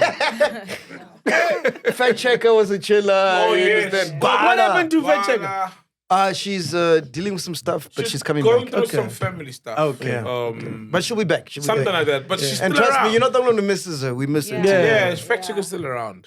She's a lot. She's a She's good. nice energy. Brilliant energy. Great energy. Yeah. And in terms of the She hasn't growth, left us prematurely. what is the big dream? What? What? Who said what? It's an inside joke, man. It's giving Kosazana. Don't you know in broadcasting we don't do inside jokes? In podcasting, we do. You know why? Because eventually it won't be an inside joke. You see? I get you. Yeah. The big dream. What is the big dream? When you look at this many years from now and you're hoping to still achieve something, what is it? Like I said, man, God's at the wheel, so it's very hard to answer that question because we don't know what God has in store for us. Yeah. But what I can say, and I know you won't like this, Brother Dave, but I think you've told me. I can tell you. Yes. The next step is to move into our own spaces. I know that. We've discussed this already. No, entertainment. Oh, Oh, it's surprise. let's start again. Okay, tell me. So what are you doing next? So what we realized, especially at the year end, right, is that we've got so many shows on the network, but we're all working in silos. So like we work here at your studios, Piano Pulse, move around, spreading humors in Randburg and whatever. They get on. They're the hoes of the network.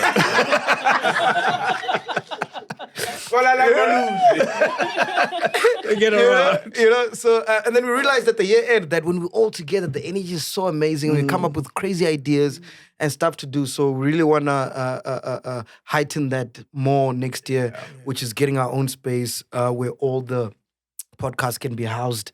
And anytime, like anyone can just come and be a part of the show and whatever, So we're working at our new space for next year. And then we're working on an African tour as well. Okay. Especially the diaspora, the SADC countries that we mentioned. Because we did SA tour last year. So we're looking at Africa tour and SA maybe. Yeah, trying to get more South African products on Nigerian shelves. Yeah. You know what I mean? Yeah. Like this. Yeah, with the cans. Like Cyril Ramaphosa said. That's the business. I don't know, personally you, Sol. Yeah, man, it's growth, man, and see how far we can push this thing, and not to become complacent and sit on our laurels. I think we've done so much, but there's always so much to be done. You don't want to be that gassy superhero, the guy who's done, and everybody in the cast is like, yeah, and you're like, yeah, I've arrived. You know what I mean? And you stop. Yeah, then you stop, and then 10 years down the line, the kids have done way more than you could have imagined. So it's looking beyond our borders and also trying to grow the chillers community. How many people are there in SA, man, Or let's say how many people are there who've got access to YouTube, the internet, Spotify, etc. We haven't even reached halfway. Scratch the surface. We haven't even scratched the surface if you look at it like that. So you could look at these numbers and go, yo, but then if you look at the people we can still within, so there's the a lot of only way, CPUs out there, yeah. Still about to convert. Yes, who don't know that, this is their home. Do you know They're out there the homeless. size is estimated at 8 million who are avid consumers of the product. No way. And yet, imagine the numbers are there. Hey, wait, say that It's again. South African 8 million that are avid consumers of YouTube. You Avid see. all the time, constantly. Yes. Only 8? Remember, we're dealing with costs Whoa, and that's expensive crazy. products. So with 1.4, Wow. you need 50% would be a great number. Yeah. It would, because there's also like people who, don't like. Who visit? Yeah. And then majority of them are And then probably most white. women don't subscribe. No, but remember, in terms of the numbers, you still have a predominance of Abotaki. The only challenge is some of them are not avid consumers. They don't consume all the time. They don't consume. They don't consume when they have a little bit of cash to do it, and so forth and so forth. Those dynamics are there. And also you have those that are saying, you haven't ended my subscription yet. You still need to do a show that they like, and then they'll subscribe. So you're still dealing you with follow that. the numbers, man. What are you gathering from these numbers? Like in terms of podcasting, what do you? I think it's the future, and the numbers are one thing. What those that use podcasts, you'll notice politicians, they recognize the power, and that power that power is affecting mainstream media in a big way. That the numbers are dropping on mainstream media, and they're moving to this type of consumption. Because this type of consumption gives you long format, gives you a moment to actually understand MacG and not hear a clip of him talking for 2 seconds, which is what ends up happening on radio. You do radio every day. Interviews are 2 minutes, 3 minutes, they're done. That's it. So that is what's really happening in the media landscape. You're dealing with people that are migrating in a big way. People who haven't tuned into traditional television in a very, very long time, but they are avid consumers of your product. You have people who say, I have an appointment with MacG Wow. every Monday, or they set their own time. On a Tuesday, me and my wife, we sit and watch Podcast and Chill. Because we still have the mindset of appointment viewing in South Africa. However, what changed is what we view in that appointment. We don't watch Generations in that way. We watch a Podcast and Chill. Wow. But there's still a huge economic divide that leads to people not watching something. There are people who don't know you at all, who've never heard of you. Oh, yeah. And yet you walk past them all the time.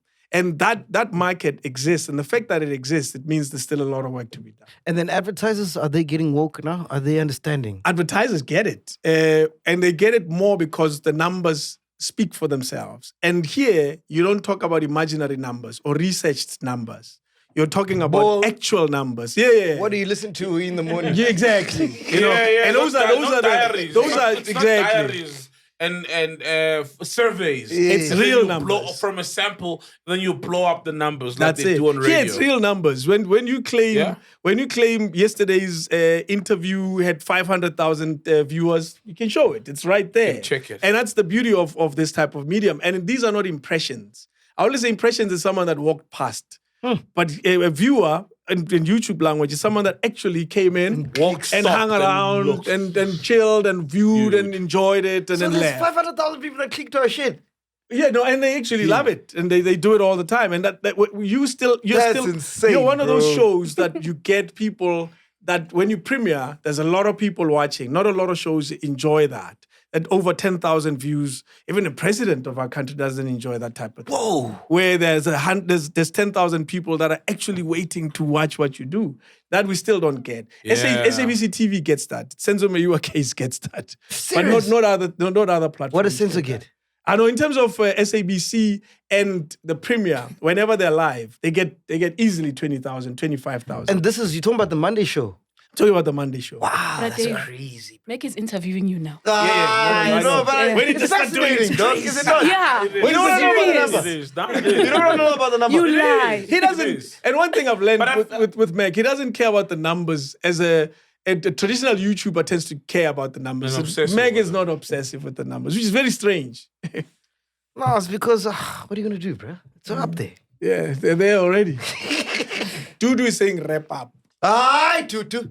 It's almost 2 I was hours preparing now. for 4 hours. Amanga. I got shit to get on my chest, nigga. I want to say to you guys, well done. Congratulations for another successful 2024. Thank you, I've Thank you, enjoyed, if I Dave. never say this, I've enjoyed hosting you guys here. We bend over backwards quite a bit. Thank you. Yeah. Oh, yeah, you Accommodations. guys- Yo, Can you tell them the story of how we met? It's in the book, but can you tell them the story? Chiliam's funeral. Yeah, St. Yes, exactly. Vosloo, yeah. In Vosloorus.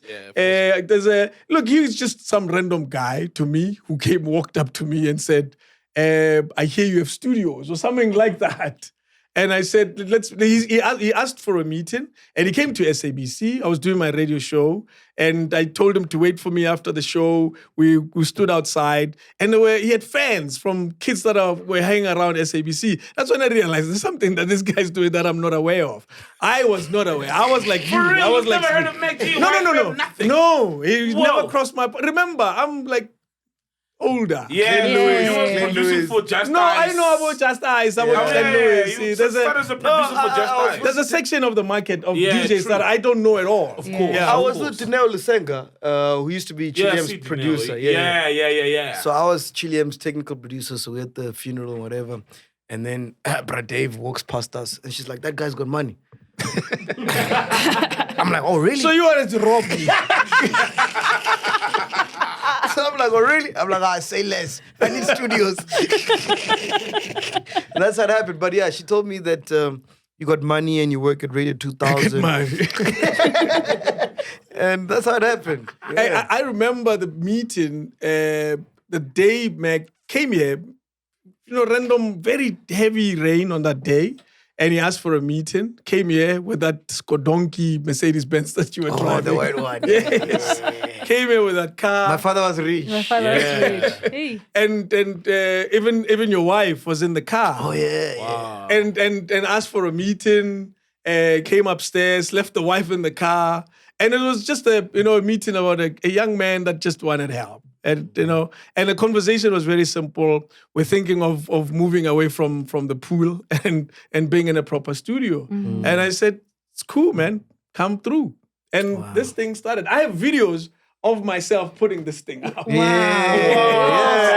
have a video where you see black in the middle of the night. Wow. Because once in a while, this thing falls. Oh, for real? The glue doesn't work very well. Because of the heat in this room, and we would have to do it again. You guys are probably not even aware of No. Yeah, we there don't. are moments where we put it up again in the middle of the damn. night. Yeah, so Dave. we've done that many, many times. What made you say yes? Like, I mean, was he the first one to just you have that kind of meeting with you? What about him made you? Because surely you can't just say yes to everybody who comes along. After the first meeting, I then went about researching what I'm dealing with.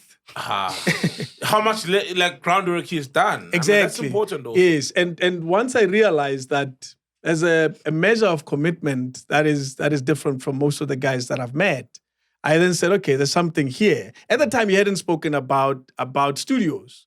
It was talking about, do you remember, putting together different podcasts and then creating what you've created, a network. Yes, at the time, the network creating a idea. network Yes, to sell it to Telkom and so forth. Interesting. He's suggested Telkom, and I ended up doing a lot of work with Telkom. I continue to do work with Telkom till today. It was his suggestion. So there's been a mutual benefit from that meeting. But the real reason I said yes was seeing commitment, seeing passion, and just seeing, Meg came here a lot. He probably doesn't even remember. He came here a lot to talk about stuff. We had a lot of Zoom meetings. Before Bara became even part of the team, then he was working Guys, for I sucked his Vodacom. dick. I just...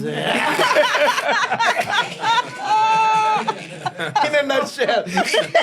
One share. One share. Nafu. Look at me now. He was one day. Look at me now. He was on his knees. So that's really what happened. Wow, He came here a lot and he said, let's do something. And I said, it's fine, come along. And something that he said many, many times, I've never charged Mac a single cent. And for me, it was one of those, draw the energy, because you guys bring positive energy to the space. Wow. And you bring youthful energy to the space. And it's easy, as the older you get, you become Grootman without even realizing, Yeah. And you guys bring in that youthful energy. I don't complain about half the stuff that you guys do, that anybody else would say, course. it's too loud, don't do this and don't do that. Because I in the game that I'm also in, which is the construction of podcast studios and which is recording my own studios, I need to still feel like I'm youthful in the space and I still have the energy to do it. Because it's easy to say, Lento man, it's for young boys and let me leave it. So you keep me very young. But And you're the greatest landlord ever, bro. You haven't given us any stress. You bend over backwards for us and we really appreciate that, man. pleasure. Yeah, man. Fuck. I've enjoyed So like, but they, Grootman late too. Yeah. Right there. So I wish you guys well. I wish you guys triple the success you've achieved, at Why least in the haven't you next joined our network? 2025. I like building on my own. Yeah. You probably know this. Yeah. You've That's why you're rich. Yeah. You've seen my construction. You've seen my that thing. He builds it from the ground, man. I like building from the ground up. I like figuring And your hands figuring on, it man. out. You like your projects, yeah. I like but David figuring it loves out. Bro, how projects. freeing was you from radio like Saul? But Saul, you podcasted and then radio. You went from radio to Podcast. how freeing is it for you? I enjoy podcasts for one reason. We're able to really understand the issues. For me, that is something that you don't get on radio at all. And you'll never get it because the platforms are not long format. There's a lot of value in long format. If you look at Joe Rogan's last interviews, you'll find Donald Trump and people like that because everybody understands that. For me, that is freeing not only for us as the broadcasters, but also for the guests, and also it gives an opportunity to the audience to actually get to understand these things. I interviewed CEO of AfriForum a week ago. Yeah. And I said to him, help me understand what you guys do. Do you know what I mean? That was the first question. And then Help me understand what you guys do. What are you guys all about? And the answers that he gave, one of them was, we are an Afrikaner cultural group. We wish there was a Tswana cultural group. They wish there was a very cultural group. People who took pride in their culture to a point where they wanted to protect it and safeguard it. You're not saying fuck other cultures. No, you're saying this thing matters to us and we don't want to lose it to English, to Europeans. We want to safeguard it. And it's for me, podcasts allow us that opportunity to really get to understand and get to grasp with what issues are. So it freed that side of my life. Remember, I still do radio and I enjoy it. I do music format radio is a lot of fun. That I'll never stop doing. But we apologize for fucking up the podcasting space because everyone thinks you're going to talk about bums. Yeah. And I've had you reveal their secrets. I've had Mom Lillian Dube said no to me. And part of the reason she said no was because of the stuff you were doing. And it took a good year to get it. Yeah. And then she came to you.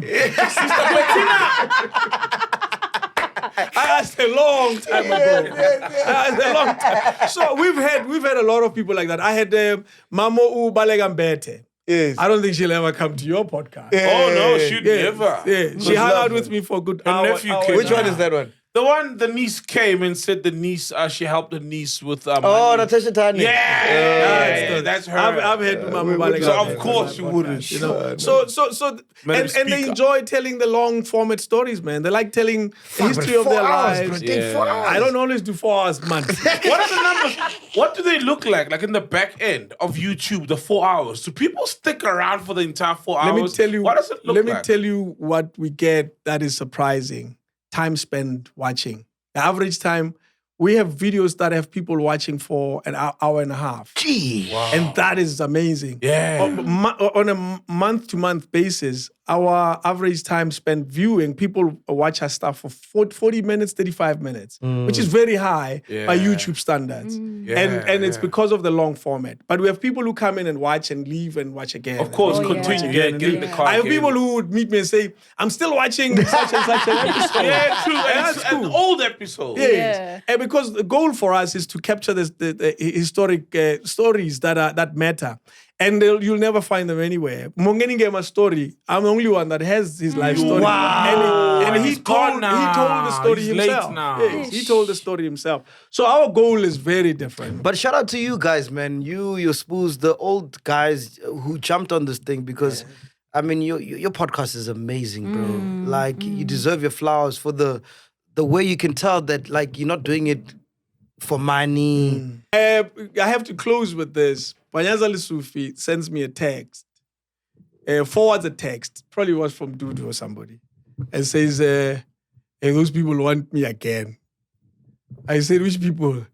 He says, that MacG. Are you okay?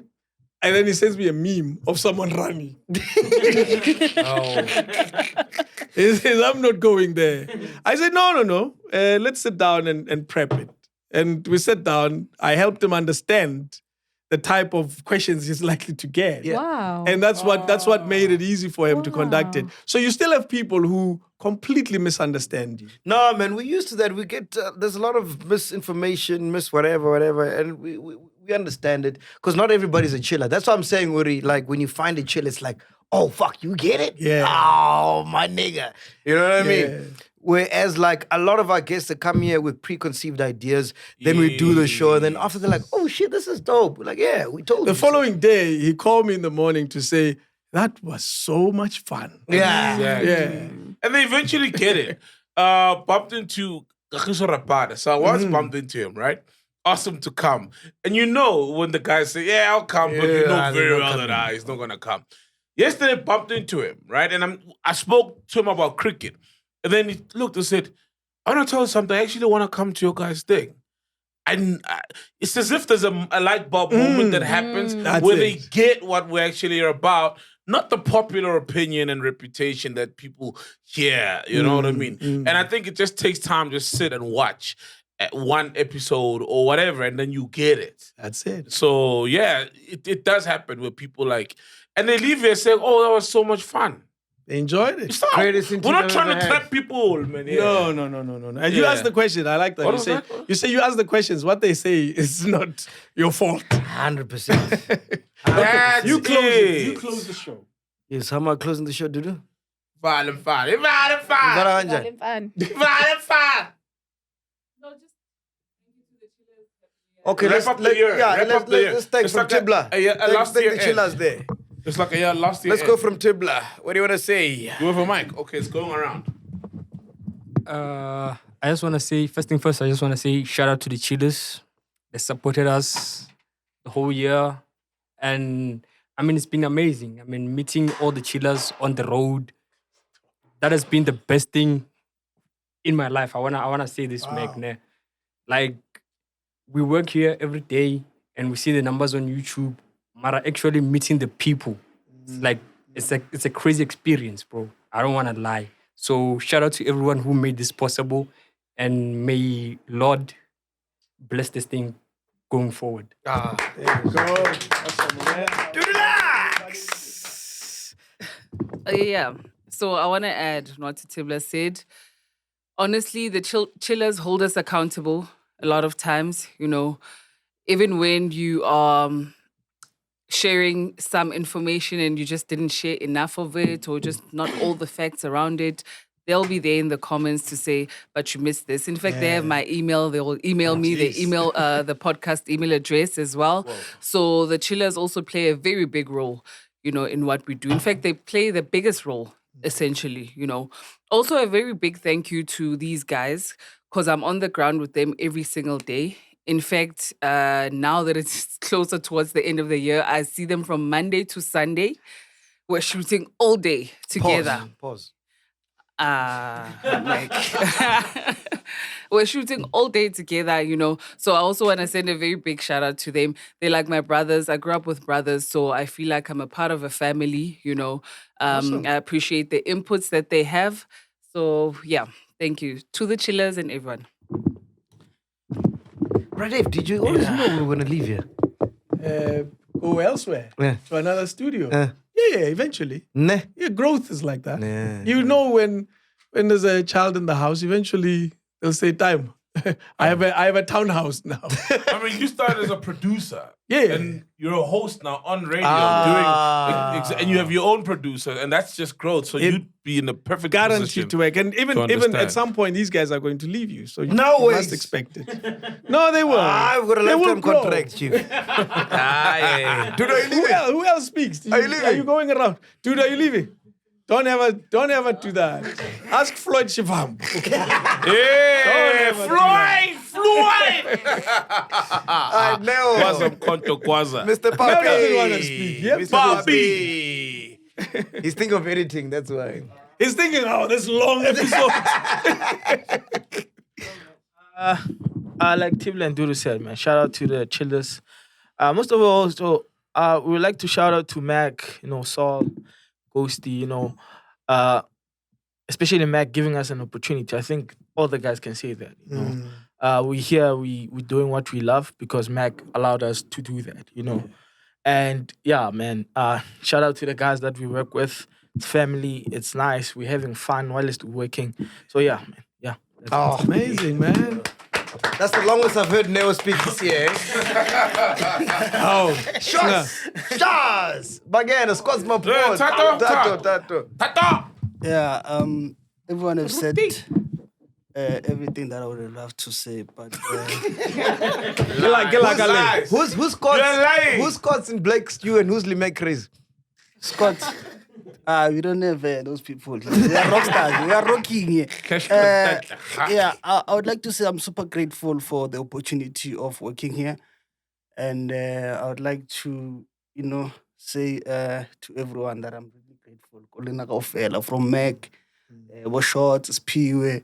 It's like family away from home. And yeah.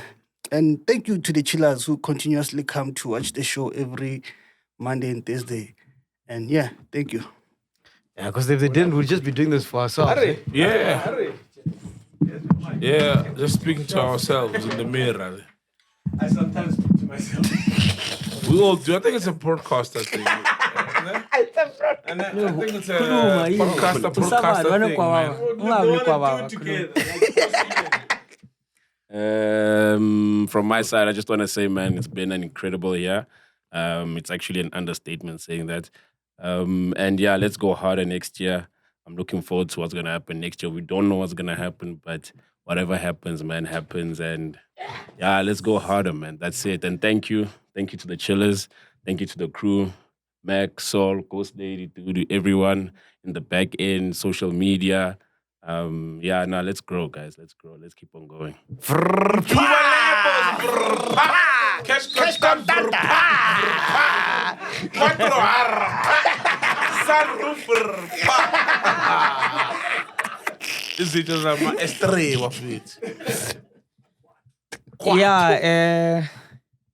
Siabo. Besides everything, being person coming for the past hour, yeah? I've been chilling and person come. I can't move. Okay, no man. Thanks to the chillers. Thanks to everyone in this room. I found family here.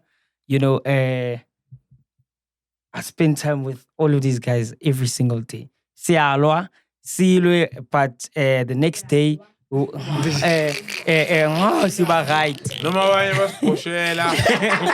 next day, thanks for the support. Thanks for everything. I also started a YouTube channel this year where I do vlogs with all of us. So everyone has been supporting that also. Siabong, no. Thank you. But you robbed us, dog. You were meant to start it, dog. Yeah. What's going on? What's going on?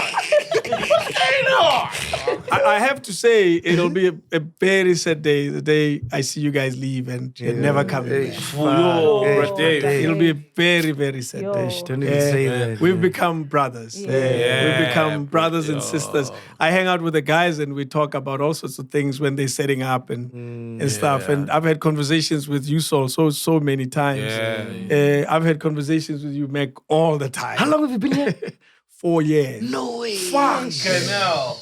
Jesus. 4 years. I've had conversations with Mac about so many things. There were moments where Mac would call and say, I'm not sure about this thing anymore. Believe it or not, there's been a moment like that where Mac said, man, this is too much. I'm not sure this is worth doing. And look at how far it's gone.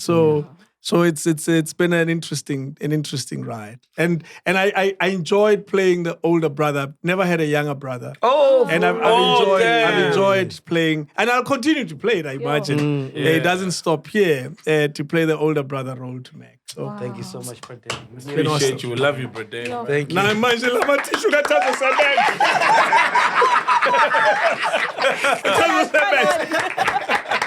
I call it. Podcast and chill. We are here, man. Boom. Bye. Welcome to Black Excellence. Do not fear, for if you do, just sip on some grandeur. And if you still do, ask ourselves, what would Mapapunzi do? Parama chilla, itlasha lefiki. Ungoyigi, even when they ask you, how sabi, do not fear. For if you do, just say, honesty. This is the medicine of censorship. This is the pill. Which one is that one? Podcast and chill.